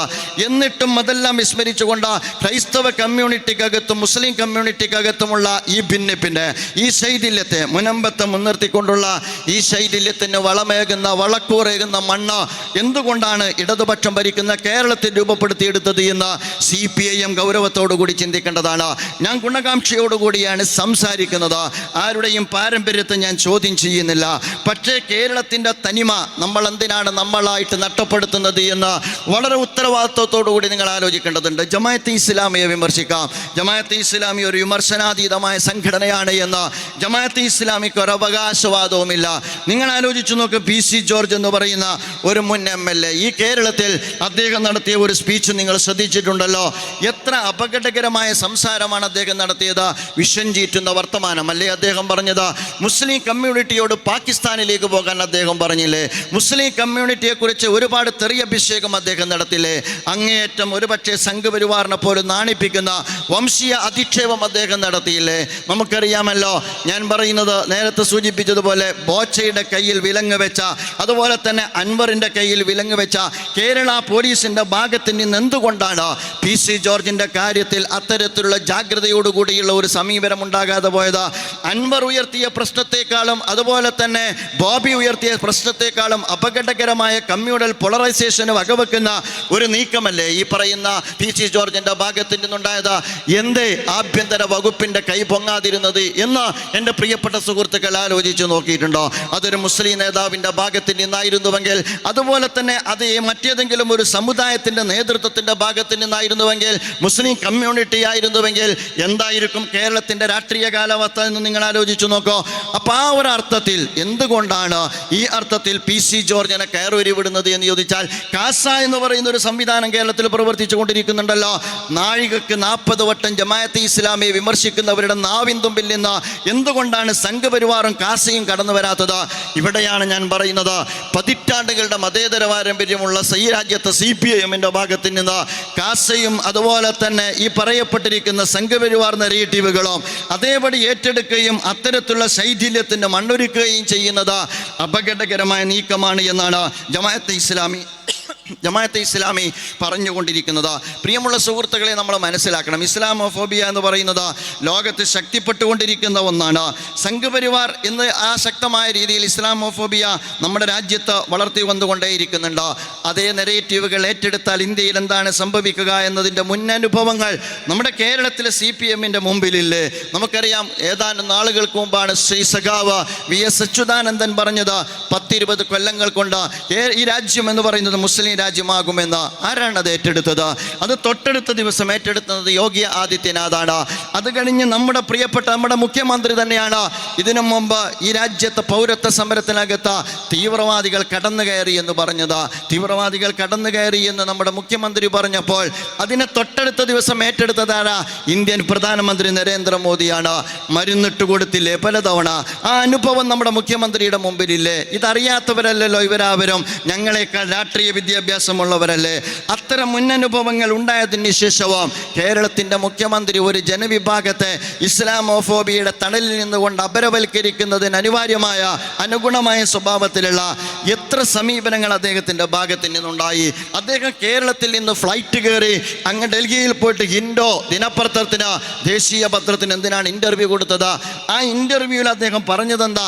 മലപ്പുറത്ത് ദേശവിരുദ്ധ പ്രവർത്തനങ്ങൾ നടക്കുന്നു എന്നല്ലേ, സ്വർണ്ണക്കള്ളക്കടത്ത് നടക്കുന്നു എന്നല്ലേ. എന്തുകൊണ്ടാണ് അദ്ദേഹം അത് കൊടുത്തത്? അദ്ദേഹം പറഞ്ഞു, എനിക്ക് തെറ്റിയതല്ല, പത്രത്തിന് തെറ്റിയാണ്. പത്രം പറഞ്ഞു, ഞങ്ങൾക്ക് കിട്ടിയതാണ്. ആർക്കെതിരെയെങ്കിലും ഏതെങ്കിലും അർത്ഥത്തിൽ നോട്ടീസ് കൊടുത്തോ? അത് കൊടുത്തില്ല. ഞാൻ പറഞ്ഞു വരുന്നത്, ദേശീയ തലത്തിൽ സംഘപരിവാറാണ് ഭരിക്കുന്നത് എന്നും അവരാഗ്രഹിക്കുന്നത് ഒരു വംശീയ ഭരണകൂടമാണ് എന്നും അറിയാത്തവരാണോ കേരളത്തിലെ ഇടതുപക്ഷ സുഹൃത്തുക്കൾ? അത് കഴിഞ്ഞോ മുഖ്യമന്ത്രിക്ക് അബദ്ധം പറ്റി എന്നതാണ് എങ്കിൽ അത് അവിടെ അവസാനിക്കേണ്ടതായിരുന്നില്ലേ? അത് കഴിഞ്ഞിട്ട് വിജയരാഘവൻ എന്ന് പറയുന്ന പോളിറ്റ് ബ്യൂറോ അംഗമുണ്ടല്ലോ, അദ്ദേഹത്തിൻ്റെ സംസാരത്തിൽ എന്താണ് അദ്ദേഹം പറഞ്ഞത്? നമുക്കറിയാം, ഈ രാജ്യത്തെ സംബന്ധിച്ചിടത്തോളം, ഞാൻ വീണ്ടും പറയുന്നു, ജമാഅത്തെ ഇസ്ലാമിയെ സംബന്ധിച്ചിടത്തോളം ഇടതെന്നോ വലതെന്നോ എന്നുള്ളതല്ല, മറിച്ച് സംഘപരിവാർ പരാജയപ്പെടുക എന്നുള്ളതാണ്. ആ അർത്ഥത്തിൽ നമ്മുടെ കേരളത്തിൽ നിന്ന് പ്രിയങ്ക ഗാന്ധി വിജയിച്ചു പോവുകയുണ്ടായി. വമ്പിച്ച ഭൂരിപക്ഷത്തോടു കൂടിയാണ് പ്രിയങ്ക ഗാന്ധി വിജയിച്ചത്. രാഹുൽ ഗാന്ധിക്ക് കിട്ടിയതിനേക്കാൾ 70,000 വോട്ട് അവർക്ക് കിട്ടുകയുണ്ടായി. ഞാൻ മനസ്സിലാക്കുന്നത് അതിലൊരു പക്ഷേ സഖാക്കൾ വരെ വോട്ട് കൊടുക്കാൻ നല്ല സാധ്യതയുണ്ട്, അല്ലാതെ വോട്ട് കൂടാൻ സാധ്യതയില്ലല്ലോ. അതെൻ്റെ വിഷയമല്ല. അങ്ങനെ വിജയിച്ച ഈ പ്രിയങ്ക ഗാന്ധിയെ കുറിച്ച് പോളിറ്റ് ബ്യൂറോ അംഗം പറഞ്ഞതെന്താ? മുന്നിലും പിന്നിലും മുസ്ലിം വർഗീയവാദികൾ എന്നാണ്. മുസ്ലിം വർഗീയവാദികൾ എന്ന എന്തുകൊണ്ടാണ് ഒരു സഖാവിൻ്റെ നാവിൽ നിന്ന് വരുന്നത് എന്നാണ് ഈ കമ്മ്യൂണിറ്റി ചോദിക്കാൻ ആഗ്രഹിക്കുന്നത്. മുസ്ലിം വർഗീയവാദികൾ എന്നാണ് പറഞ്ഞത്. എന്നിട്ട് അദ്ദേഹം അതിന് ക്ലാരിഫിക്കേഷൻ കൊടുത്തോ? അത് അതിനേക്കാൾ ഭീകരമായ ക്ലാരിഫിക്കേഷൻ ആയിരുന്നു. തൊട്ടുടനെ തന്നെ ദേശീയ തലത്തിൽ ആ വാർത്ത വന്നു എന്ന് നിങ്ങൾ മനസ്സിലാക്കണം. അത് കഴിഞ്ഞിട്ടാണ് നമ്മുടെ കോഴിക്കോട് ജില്ലയിൽ നിന്ന് സമാനമായ സ്റ്റേറ്റ്മെൻറ്റ് വരുന്നത്. മെക്സവൻ എന്ന് പറയുന്ന വ്യായാമ മുറയെക്കുറിച്ചാണ് രസകരമായ സ്വഭാവത്തിൽ CPIM-ൻ്റെ ഉത്തരവാദപ്പെട്ട നേതാവിൻ്റെ ഭാഗത്ത് നിന്ന് സ്റ്റേറ്റ്മെൻറ്റ് വന്നത്. എന്താണ് അതിൻ്റെ പിന്നിലും? ജമാഅത്തെ ഇസ്ലാമിയാണ്. അതിൻ്റെ കൗതുകം ഞാൻ പിന്നീട് പറയാം. പക്ഷേ അതല്ല പ്രശ്നം. തൊട്ടടുത്ത പത്രത്തിൽ, ദേശീയ പത്രത്തിൽ വന്നത് എന്താണെന്ന് നിങ്ങൾക്കറിയാമോ? തൊട്ടടുത്ത ദിവസം ദേശീയ പത്രത്തിൽ വന്നത് കേരളത്തിൽ വ്യായാമ മുറകളെ മുൻനിർത്തിക്കൊണ്ടുള്ള തീവ്രവാദ പ്രവർത്തനങ്ങൾ സജീവമാകുന്നു എന്നുള്ളതാണ്. എന്തുകൊണ്ടാണ് ഒരു രാഷ്ട്രീയ പ്രസ്ഥാനം, രാജ്യത്ത് സാഹോദര്യവും സഹവർത്തിത്വവും വെച്ചു പുലർത്താൻ ബാധ്യസ്ഥമായ ഒരു ഭരണകൂടം, എന്തുകൊണ്ടാണ് കേരളത്തിൽ ഒരു പ്രബലമായ ഒരു കമ്മ്യൂണിറ്റിയെ ആ അർത്ഥത്തിൽ വർഗീയവൽക്കരിച്ചുകൊണ്ട് അപരവൽക്കരിക്കുന്നത് എന്ന ചോദ്യമാണ് യഥാർത്ഥത്തിൽ ജമാഅത്തെ ഇസ്ലാമി ഉന്നയിക്കുന്നത്. ഇത് എൻ്റെ പ്രിയപ്പെട്ട സഖാക്കളോട് ഞാൻ പറയുക, ഇത് നിങ്ങൾ ആത്മപരിശോധന നടത്തേണ്ട കാര്യമാണ്. തങ്ങളുടേതായ നിക്ഷിപ്ത താല്പര്യത്തിന് വേണ്ടി പാരമ്പര്യമുള്ള ഒരു രാഷ്ട്രീയ പ്രസ്ഥാനത്തെ വർഗരാഷ്ട്രീയത്തിൽ നിന്ന് വർഗീയ രാഷ്ട്രീയത്തിലേക്ക് വഴിമാറി സഞ്ചരിക്കാനുള്ള അനുവാദം കൊടുക്കുന്നത് അപകടമാണ് എന്ന സിഗ്നലാണ് ഈ സന്ദർഭത്തിൽ പലരെയും പോലെ ജമാഅത്തെ ഇസ്ലാമിയും ഉയർത്താൻ ആഗ്രഹിക്കുന്നത്. ജമാഅത്തെ ഇസ്ലാമി പറയുമ്പോൾ ഞങ്ങൾ ജമാഅത്തെ ഇസ്ലാമിയെ കുറിച്ച് മാത്രമാണ് പറയുന്നത് എന്ന് പലപ്പോഴായിട്ട് അവർ പറയാറുണ്ട്. ഞാൻ പറയുന്നു, ജമാഅത്തെ ഇസ്ലാമിയെ കുറിച്ച് മാത്രമല്ല, കേരളത്തിൻ്റെ കഴിഞ്ഞകാല ചരിത്രം നിങ്ങളെടുത്ത് പരിശോധിച്ച് നോക്കുക. ഏതോ ഒരു ഘട്ടത്തിൽ എൻ്റെ പ്രിയപ്പെട്ട സുഹൃത്തുക്കളുടെ സുപ്രഭാതം പത്രത്തിനകത്ത് CPIM-നോടൊരു വിയോജിപ്പ് വന്നു. ആ വിയോജിപ്പ് വന്ന വന്നപ്പോൾ തൊട്ടടുത്ത ദിവസം പി ജയരാജൻ്റെ പ്രസ്താവന വന്നു, മനസ്സിൽ വർഗീയ ചിന്തയുള്ളവരാണ് സമസ്തക്കാരെന്ന്. സമസ്തക്കാരെ പറഞ്ഞില്ലേ? നിങ്ങൾ ആലോചിച്ചു നോക്കുക. ഏതാനും മാസങ്ങൾക്ക് മുമ്പ്, അല്ല ഒരു വർഷങ്ങൾക്ക് മുമ്പാണ് പറവൂരിൽ KM-ന്റെ എൻ്റെ പ്രിയപ്പെട്ട സുഹൃത്തുക്കൾ അവരുടെ ആശയപ്രചരണം നടത്തുന്ന ഘട്ടത്തിൽ അവരുടെ ലഘുലേഖ വിതരണം ചെയ്യുന്ന സാഹചര്യമുണ്ടായി. ആ ലഘുലേഖ വിതരണം ചെയ്യുന്ന സുഹൃത്തുക്കളെ കയ്യോടെ RSSന്റെ കിങ്കരന്മാർ അതിക്രൂരമായി മർദ്ദിക്കുന്ന സാഹചര്യമുണ്ടായി. നമ്മുടെ മുഖ്യമന്ത്രി സംസാരിച്ചത് RSSനോടല്ലല്ലോ. നമ്മുടെ മുഖ്യമന്ത്രി സംസാരിച്ചത് ഈ പറയുന്ന KNM-ന്റെ പ്രവർത്തകരോടാണ്. RSSന് മരുന്നിട്ട് കൊടുക്കരുത് എന്നാണ് അന്ന് അദ്ദേഹം അതിനെക്കുറിച്ച് സംസാരിച്ചത്. മുസ്ലിം ലീഗിനെ കുറിച്ച് വർഗീയ സംഘടന എന്ന് പറഞ്ഞില്ലേ? നമ്മുടെ PB അംഗം പറഞ്ഞില്ലേ? ഏറ്റവും അവസാനം ബഹുമാന്യനായ വയോധികനായ സഖാവ് പാലോളി മുഹമ്മദ് കുട്ടി മുസ്ലിം ലീഗിനെ കുറിച്ച് പറഞ്ഞത് എന്താണ്? അത് ആർക്കാണ് മരുന്നിട്ട് കൊടുക്കുന്നത് എന്ന് നിങ്ങൾ ചിന്തിച്ചു നോക്കിയിട്ടുണ്ടോ? അഥവാ മുസ്ലിം ലീഗ് രാജ്യത്ത് പ്രവർത്തിച്ചു കൊണ്ടിരിക്കുന്ന ഒരു മതേതര രാഷ്ട്രീയ പ്രസ്ഥാനമാണ്. ഞാൻ പറയുന്നത് പലപ്പോഴും CPIM-ന്റെ കൂടെ ഭരണം പങ്കിട്ട ഒരു പ്രസ്ഥാനമാണ്. ഇപ്പോഴും കിട്ടിയാൽ തിരക്കേടില്ല എന്ന സ്വഭാവത്തിൽ സാധ്യമാകുന്നത്ര പിറകിൽ നടന്ന് പരിശ്രമം നടത്തി നോക്കിയതാണ്. കിട്ടില്ല എന്ന് കാണുമ്പോൾ ജമാഅത്തെ ഇസ്ലാമിയോട് കൊഞ്ഞനം കുത്തുന്നത് പോലെ മുസ്ലിം ലീഗ് നേരെയും കൊഞ്ഞനം കുത്തുകയുണ്ടായി. കൊടിയേരി അദ്ദേഹം മരിക്കുന്നതിന് മുമ്പ് ഞാൻ ഓർത്തു പോകുന്നുണ്ട്, പാണക്കാട് തങ്ങളെ കുറിച്ച് യോഗി ആദിത്യനാഥിനോട് ഉപമിക്കുന്ന സാഹചര്യം ഉണ്ടായില്ലേ? ഒരു കമ്മ്യൂണിറ്റിയെ എന്തുകൊണ്ടാണ് ഇങ്ങനെ വർഗീയവൽക്കരിക്കുന്നത്? എൻ്റെ പ്രിയപ്പെട്ട സുഹൃത്തുക്കൾ, ഇതര മതവിഭാഗത്തിൽപ്പെട്ട ആളുകളും ചിന്തിക്കണം. ഒരു വിഭാഗം വിയോജിക്കുമ്പോൾ എങ്ങനെയാണ് അവരെ പൈശാചികവൽക്കരിക്കാൻ കഴിയുന്നത്? ഇനി ആർക്കെങ്കിലും കുറവുണ്ടോ? ഏറ്റവും അവസാനം ശ്രീ P ജയരാജൻ എഴുതിയ ഒരു പുസ്തകമുണ്ട്. ആ പുസ്തകത്തിൻ്റെ കോപ്പി നിങ്ങൾക്ക് കിട്ടുമെങ്കിൽ അത് വായിച്ചാൽ മനസ്സിലാക്കാൻ കഴിയും. അതിൽ മുസ്ലിം കമ്മ്യൂണിറ്റിയിൽ ആരും തന്നെ വിട്ടുപോയിട്ടില്ല എന്ന കാര്യം മുസ്ലിം ലീഗിനെ പറഞ്ഞുകൊണ്ടാണ് അതിൻ്റെ മുഖലേഖനം തുടങ്ങുന്നത്. KNM-നെയും KNM-ൽപ്പെട്ട പ്രധാനപ്പെട്ട ചില വ്യക്തികളുടെ പേര് പരാമർശിച്ചുകൊണ്ടാണ് അതിൻ്റെ ലേഖനം തുടരുന്നത്. PDP എന്ന് പറയുന്ന തങ്ങളുടെ കൂടെ നിൽക്കുന്ന രാഷ്ട്രീയ പ്രസ്ഥാനത്തെ തീവ്രവാദത്തിൻ്റെ പ്രചോദനമായിട്ട് അവതരിപ്പിച്ചുകൊണ്ടാണ് ആയുധ പരിശീലനം ഉൾപ്പെടെയുള്ള തീവ്രവാദ പ്രവണതകൾ ആ പ്രസ്ഥാനത്തിൻ്റെ മേൽ ആരോപിച്ചുകൊണ്ടാണ് യഥാർത്ഥത്തിൽ ആ പുസ്തകത്തിൻ്റെ താളുകൾ മറിഞ്ഞു പോകുന്നത്. ഏറ്റവും അവസാനം കാന്തപുരം, ബഹുമാന്യനായ കാന്തപുരം ഉസ്താദുമായി ബന്ധപ്പെട്ട ആ പുസ്തകത്തിൽ പരാമർശം വരുന്നുണ്ട്. ടൈഗർ സുന്നയും ജമിയത്തുൽ ഇഹ്സാനിയും ഉൾപ്പെടെയുള്ള ഒരുപാട് സംവിധാനങ്ങളെ പരാമർശിച്ചുകൊണ്ടാണ് ആ പുസ്തകം അവസാനിക്കുന്നത്. ഇനി ആരാണ് ബാക്കി എന്ന് CPIM ആണ് പറയേണ്ടത്. ഈ അർത്ഥത്തിൽ ഒരു കമ്മ്യൂണിറ്റിക്ക് അകത്ത് കയറിയിട്ട് കാറ്റഗറൈസ് ചെയ്തിട്ട് അവരെ സംബന്ധിച്ചിടത്തോളം തീവ്രവാദത്തിൻ്റെ മുദ്രയും ചാപ്പയും കുത്താനുള്ള അവകാശം എങ്ങനെയാണ് ഒരു രാഷ്ട്രീയ പ്രസ്ഥാനത്തിന് കിട്ടുന്നത്? ഞാനൊന്ന് ചോദിക്കട്ടെ, ഈ ആർജവം NSS-നകത്ത് കയറി കാണിക്കാൻ, ഈ ആർജവം SNDP-ക്ക് അകത്ത് കയറി കാണിക്കാൻ, ഈ ആർജവം BDGS എന്ന് പറയുന്ന സംഘപരിവാറിന് വിടുവേല ചെയ്യുന്ന ബ്രിഡ്ജായിട്ട് പ്രവർത്തിച്ചു കൊണ്ടിരിക്കുന്ന BDHS-ന് കയറി പ്രവർത്തിക്കാൻ, ഈ ആർജവം കാസ എന്ന് പറയുന്ന ക്രൈസ്തവ കമ്മ്യൂണിറ്റിക്കകത്ത് ഏറ്റവും എക്സ്ട്രീമായി പ്രവർത്തിച്ചു കൊണ്ടിരിക്കുന്ന സംവിധാനത്തിനകത്ത് കയറി പ്രവർത്തിക്കാൻ എന്താ CPM-ന് സാധിക്കാത്തത്? ഞാൻ പറയുന്നത് എല്ലാ കമ്മ്യൂണിറ്റിയും ഈ രാജ്യത്ത് പ്രവർത്തിച്ചു കൊണ്ടിരിക്കുന്നുണ്ടല്ലോ. അത്യന്തം എക്സ്ട്രീമായി ലൈൻ സ്വീകരിക്കുന്ന പലരും ഇവിടെയുണ്ടല്ലോ. അവർക്ക് നേരെയൊന്നും വെച്ചു പുലർത്താത്ത ഒരു സമീപനം, മിതമായ ഭാഷയും ശൈലിയും സ്വീകരിച്ചുകൊണ്ട് ജനാധിപത്യ സംവിധാനത്തിൽ എൻഗേജ് ചെയ്തുകൊണ്ട് അപരവൽക്കരിക്കപ്പെട്ടുകൊണ്ടിരിക്കുന്ന വംശീയമായ ഉന്മൂലന ഭീഷണി നേരിട്ടുകൊണ്ടിരിക്കുന്ന ഒരു കമ്മ്യൂണിറ്റിയുടെ അതിജീവനത്തിന് വേണ്ടിയുള്ള ആർപ്പ് വിളികൾക്ക് നേരെ വർഗീയതയുടെയും തീവ്രവാദത്തിൻ്റെയും ചാപ്പകുത്താൻ എന്തുകൊണ്ടാണ് CPM ധൈര്യം കാണിക്കുന്നത്? ഞാൻ പറയുന്നത് അത്യന്തം അപകടകരമായ ഈ നീക്കത്തോടാണ് ഞങ്ങൾക്ക് വിയോജിക്കേണ്ടതായിട്ട് വരുന്നത്. ഇത് ജമാഅത്തെ ഇസ്ലാമിയെ ബാധിക്കുന്ന പ്രശ്നമല്ല, ഇത് കേരളത്തെ ബാധിക്കുന്ന പ്രശ്നമാണ്. കേരളത്തിൻ്റെ സൗഹാർദ്ദത്തെ ബാധിക്കുന്ന പ്രശ്നമാണ്. അടിസ്ഥാനപരമായി വർഗബഹുജ സംഘടന എന്ന രീതിയിൽ പ്രവർത്തിച്ചുകൊണ്ടിരിക്കുന്ന വർഗസങ്കല്പം വെച്ചു പുലർത്തുന്ന തൊഴിലാളി വർഗ രാഷ്ട്രീയ പ്രസ്ഥാനത്തിൻ്റെ അന്ത്യം കുറിക്കാൻ ഒരു പക്ഷേ കാരണമായേക്കാവുന്ന പ്രസ്ഥാനമാണ്. നിങ്ങളുടെ മുമ്പിൽ ഉണ്ടാകണം ത്രിപുര എന്ന് പറയുന്നത്, നിങ്ങളുടെ മുമ്പിൽ ഉണ്ടാകണം ബംഗാൾ എന്ന് പറയുന്നത്. നിങ്ങൾ മനസ്സിലാക്കുക, ടീം വളരെ സുന്ദരമായി ശുദ്ധവർഗീയത പ്രചരിപ്പിച്ചു കൊണ്ടിരിക്കുമ്പോൾ മൃദുഹിന്ദുത്വ സമീപനം സ്വീകരിച്ചവരുടെ ചരിത്രത്തിലെ പരിണിതി എന്ത് എന്ന് നിങ്ങൾ പഠിച്ചിരുന്നുവെങ്കിൽ ഞാൻ പറയുക, തങ്ങളുടെ കാലിനടിയിലെ മണ്ണ് തോർന്നു പോകുന്നതിന് അതേ സമീപനം സ്വീകരിക്കുകയല്ലേ ചെയ്യേണ്ടത്. ആർജവമുള്ള സെക്യുലർ നിലപാടിൽ ഒരുമിച്ച് നിൽക്കുകയായിരുന്നു അവർ ചെയ്യേണ്ടിയിരുന്നത്. നിങ്ങൾ ആലോചിച്ചു നോക്കുക, ജമാഅത്തെ ഇസ്ലാമിയെ നാട്ടക്കുറിയാക്കുകയാണ്. ജമാഅത്തെ ഇസ്ലാമിയെ, ഞാൻ അതിൻ്റെ ഒരുപാട് വിശദാംശങ്ങളിലേക്ക് പോകുന്നില്ല, ഇപ്പോൾ ജമാഅത്തെ ഇസ്ലാമിയെയാണ് നാട്ടക്കുറിയാക്കുന്നത്. മാവോയിസ്റ്റുകൾക്ക് പിന്നിൽ ജമാഅത്തെ ഇസ്ലാമിയാണ്, ലീഗിന് പിന്നിൽ ജമാഅത്തെ ഇസ്ലാമിയാണ്, തങ്ങൾക്ക് പിന്നിൽ ജമാഅത്തെ ഇസ്ലാമിയാണ്. മാത്രമല്ല മുസ്ലിം ലീഗിൻ്റെ സംസ്ഥാന സെക്രട്ടറിയെ വെച്ചിരിക്കുന്നത് ജമാഅത്തെ ഇസ്ലാമിയാണ്. പാലക്കാട് വിജയത്തിൻ്റെ പിന്നിലും ജമാഅത്തെ ഇസ്ലാമിയാണ്, അൻവറിൻ്റെ പിന്നിലും ജമാഅത്തെ ഇസ്ലാമിയാണ്, മെക്സവിൻ്റെ പിന്നിലെ ജമാഅത്തെ ഇസ്ലാമിയാണ്. അതൊക്കെ ഏതാണ്ട് തമാശ പോലെ കേട്ടുകൊണ്ടിരിക്കുമ്പോഴാണ് ചിരിക്കാൻ പോലും കഴിയാത്ത തമാശ അടുത്ത ഘട്ടത്തിൽ കാസയുടെ ഭാഗത്ത് നിന്ന് വരുന്നത്.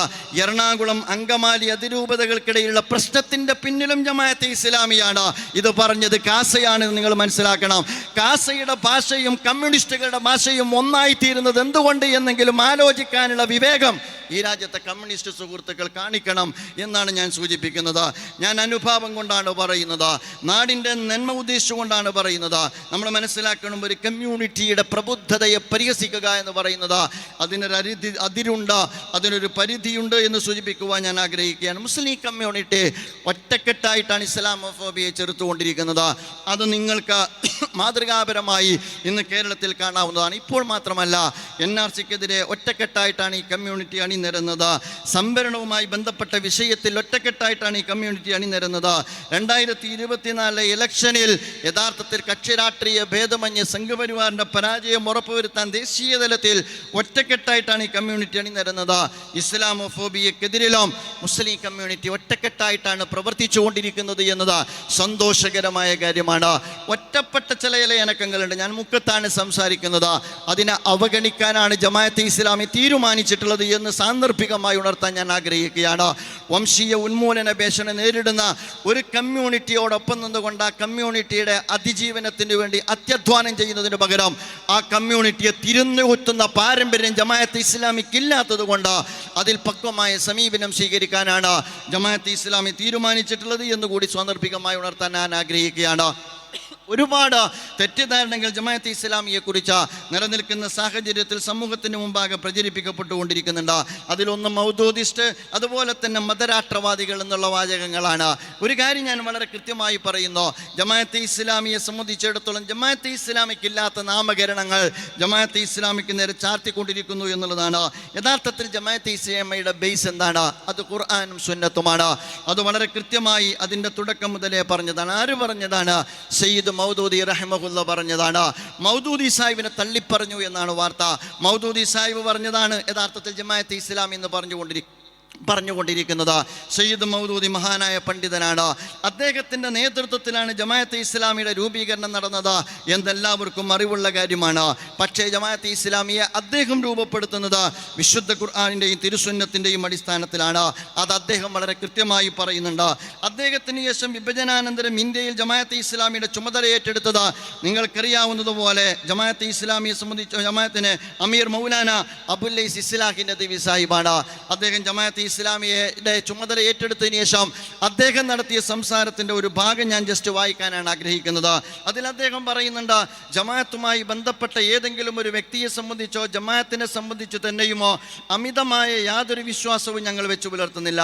ഞങ്ങളുടെ സംഘടന മാത്രമാണ് സത്യമെന്നോ അതിൽ പ്രവേശിക്കാത്തവരെല്ലാം ഇസ്ലാമിന് പുറത്താണെന്നോ ഞങ്ങൾ കരുതുന്നില്ല. ഈ വസ്തുത പലപ്പോഴും ഞങ്ങൾ പ്രഖ്യാപിച്ചു കഴിഞ്ഞിട്ടുള്ളതുമാണ്. ജമാഅത്തിൻ്റെ ഭരണഘടനത്തിൻ്റെയും ഈ വസ്തുത ഊന്നി പറയുന്നുണ്ട്. അതേപ്രകാരം മൗലാന മൗദൂദിയെ സംബന്ധിച്ചും പലവരും വ്യക്തമാക്കിയിട്ടുണ്ട്. അദ്ദേഹത്തിൻ്റെ വ്യക്തിത്വത്തോടോ അദ്ദേഹത്തിൻ്റെ വ്യക്തിപരമായ അഭിപ്രായങ്ങളോടോ ഞങ്ങൾക്ക് ബന്ധമില്ലെന്ന്. ഞങ്ങളുടെ സാക്ഷാൽ ബന്ധം ജമാഅത്തെ ഇസ്ലാമി അതിൻ്റെ ലക്ഷ്യമായി അംഗീകരിച്ചിട്ടുള്ള അടിസ്ഥാന പ്രബോധനത്തോടാണ്. അതാകട്ടെ മൗലാന മൗദൂദി സ്വയം കണ്ടുപിടിച്ചതൊന്നുമല്ല, ഖുർആനിൻ്റെയും സുന്നത്തിൻ്റെയും പ്രബോധനമാണത്. ഞങ്ങളത് അംഗീകരിച്ചത് മൗലാന മൗദൂദി ഉന്നയിച്ചുവെന്ന നിലക്കല്ല, ഖുർആനിൻ്റെയും സുന്നത്തിൻ്റെയും പ്രബോധനമാണതെന്ന് ഞങ്ങളുടെ അറിവും ബുദ്ധിയും സാക്ഷ്യം വഹിച്ചത് കൊണ്ടാണ്. അത് സത്യമാണെന്ന വസ്തുത നിഷേധിക്കുന്ന ഒറ്റ വ്യക്തിയെപ്പോലും ഇന്നോളം എനിക്ക് കാണാൻ കഴിഞ്ഞിട്ടില്ലതാനും എന്ന് പറഞ്ഞുകൊണ്ട് തുടരുന്നുണ്ട്. അഥവാ മൗദൂദി സാഹിബ് പറഞ്ഞു ജമാഅത്തെ ഇസ്ലാമിയുടെ അടിസ്ഥാനം ഖുർആനും സുന്നത്തുമാണ്. അതുപോലെ തന്നെ മൗലാന അബുല്ലൈസ് ഇസ്ലാഖി നദവി സാഹിബ് പറഞ്ഞു ഇന്ത്യയിൽ ഇസ്ലാമിക പ്രസ്ഥാനത്തിൻ്റെ ചുമതല ഏറ്റെടുത്തപ്പോൾ ജമാഅത്തെ ഇസ്ലാമിയുടെ അടിസ്ഥാനം ഖുർആനും സുന്നത്തുമാണ് എന്ന്. ഏറ്റവും അവസാനത്തെ തലമുറയിലുള്ള ഞാനോ അതിൻ്റെ തുടർച്ച എന്ന നിലക്ക് പറഞ്ഞു ജമാഅത്തെ ഇസ്ലാമിയുടെ അടിസ്ഥാനം ഖുർആനും സുന്നത്തുമാണ് എന്ന്. ഉടൻ തന്നെ വാർത്ത വരുന്നു, അമീർ ജമാഅത്തെ ഇസ്ലാമിയുടെ കേരള അമീർ മൗദൂദിയെ തള്ളിപ്പറഞ്ഞിരിക്കുന്നു എന്ന്. മലയാളത്തിലാണ് ഞാൻ സംസാരിക്കുന്നത്. മൗദൂദിയെ ജമാഅത്തെ ഇസ്ലാമി ആദരിക്കുന്നു. മൗദൂദിയുടെ കാഴ്ചപ്പാടുകൾ പലതിനെയും ജമാഅത്തെ ഇസ്ലാമി അംഗീകരിക്കുന്നു. എന്നാൽ ജമാഅത്തെ ഇസ്ലാമിയുടെ അസ്ൽ എന്ന് പറയുന്നത് സയ്യിദ് മൗദൂദി റഹ്മഹുല്ല അല്ല, മറിച്ച് വിശുദ്ധ ഖുർആനും തിരുചര്യയുമാണ് എന്ന് ലോകത്താദ്യം പഠിപ്പിച്ചത് സയ്യിദ് മൗദൂദി റഹ്മഹുല്ല തന്നെയാണ് എന്ന് വിദ്യാഭ്യാസം നിങ്ങൾ ഇനിയെങ്കിലും മനസ്സിലാക്കണം.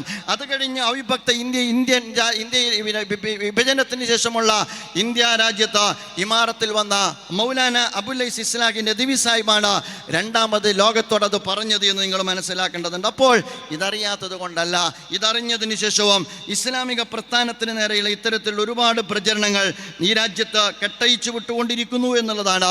മതരാഷ്ട്രവാദം നിങ്ങൾ തള്ളിക്കറഞ്ഞു എന്നാണ് ചോദിക്കാനുള്ളത്. ഞാൻ പറയുന്നത് ജമാഅത്തെ ഇസ്ലാമി അതിൻ്റെ ചരിത്രത്തിൽ ഇന്നുവരെ മതരാഷ്ട്രവാദത്തെ പിന്തുണച്ചിട്ടില്ല. എൻ്റെ പ്രിയപ്പെട്ട സുഹൃത്തുക്കൾ കൃത്യമായി മനസ്സിലാക്കണം, ഈ രാജ്യത്ത് ഒരുപാട് രാഷ്ട്രസങ്കല്പമുണ്ട്. ഒന്ന് ഡിക്റ്റേറ്റർഷിപ്പാണ്, മറ്റൊന്ന് റാഷണലിസ്റ്റ് കാഴ്ചപ്പാടാണ്, മറ്റൊന്ന് തിയോക്രാറ്റിക് കാഴ്ചപ്പാടാണ്. ഒന്നാമത്തെ തിയോക്രാറ്റിക് കാഴ്ചപ്പാട് എന്ന് പറയുന്നത് യഥാർത്ഥത്തിൽ മതരാഷ്ട്രമാണ്. ആ മതരാഷ്ട്രവാദം എന്ന് പറയുന്നത് മധ്യകാല നൂറ്റാണ്ടിൽ ക്രൈസ്തവ പൗരോഹിത്യത്തിൻ്റെ നേതൃത്വത്തിൽ രൂപപ്പെട്ടു വന്ന ഏകശിലാത്മകമായ ഒരു സാമൂഹ്യ ക്രമമാണ്. ജമാഅത്തെ ഇസ്ലാമി അതിനോട് ശക്തമായി വിയോജിക്കുന്നു. സയ്യിദ് മൗദൂദി റഹിമഹുല്ല ഈ തിയോക്രാറ്റിക് സ്റ്റേറ്റിനോട് ശക്തമായി വിയോജിപ്പ് പ്രകടിപ്പിച്ച വ്യക്തിത്വം കൂടിയാണ്. രണ്ടാമത്തേത് നിങ്ങൾക്കറിയാവുന്നതുപോലെ വംശീയമായ രാഷ്ട്രമാണ്. അതിൻ്റെ അജണ്ട എന്ത് എന്ന് വിചാരധാര പറയുന്നുണ്ട്. മുസ്ലിങ്ങൾ പുറത്താണ്, ക്രൈസ്തവർ പുറത്താണ്, അതുപോലെ തന്നെ കമ്മ്യൂണിസ്റ്റുകളെ നിങ്ങളും പുറത്താണ്, ആരും രക്ഷപ്പെടാൻ പോകുന്നില്ല. ഈ രാജ്യത്ത് വിയോജിക്കുന്നവരെല്ലാം പുറത്താണ്. അതാണ് യഥാർത്ഥത്തിൽ വംശീയ രാഷ്ട്രം എന്ന് പറയുന്നത്. അതാണ് സംഘപരിവാർ മുന്നോട്ട് വെക്കുന്നത്. അതും ഏകശീലാത്മകമായ രാഷ്ട്രീയ ക്രമമാണ്. മൂന്നാമത്തെ രാഷ്ട്രസങ്കല്പം കമ്മ്യൂണിസ്റ്റുകളുടേതാണ്. ഞാൻ പറയുക, കമ്മ്യൂണിസ്റ്റ് മാനിഫെസ്റ്റോ വെച്ചിട്ട് യഥാർത്ഥത്തിൽ അത് കേരളത്തിൽ വിശദീകരിക്കട്ടെ. അത് ഡിക്റ്റേറ്റർഷിപ്പാണ്. അഥവാ സർവ്വരാജ്യ തൊഴിലാളികളെ സംഘടിക്കൂ എന്ന് പറഞ്ഞിട്ട് സമഗ്രാധിപത്യ തൊഴിലാളി വർഗ സമഗ്രാധിപത്യ രാഷ്ട്രമാണ്. അതും ഏകശീലാത്മകമായ ഒരു സാമൂഹ്യ ക്രമമാണ്. ഞാൻ പറയുന്നത് ഞങ്ങൾ ഡിക്റ്റേറ്റർഷിപ്പിനോടെതിരാണ്, ഞങ്ങൾ തിയോക്രാറ്റിക് സ്റ്റേറ്റിനോടെതിരാണ്.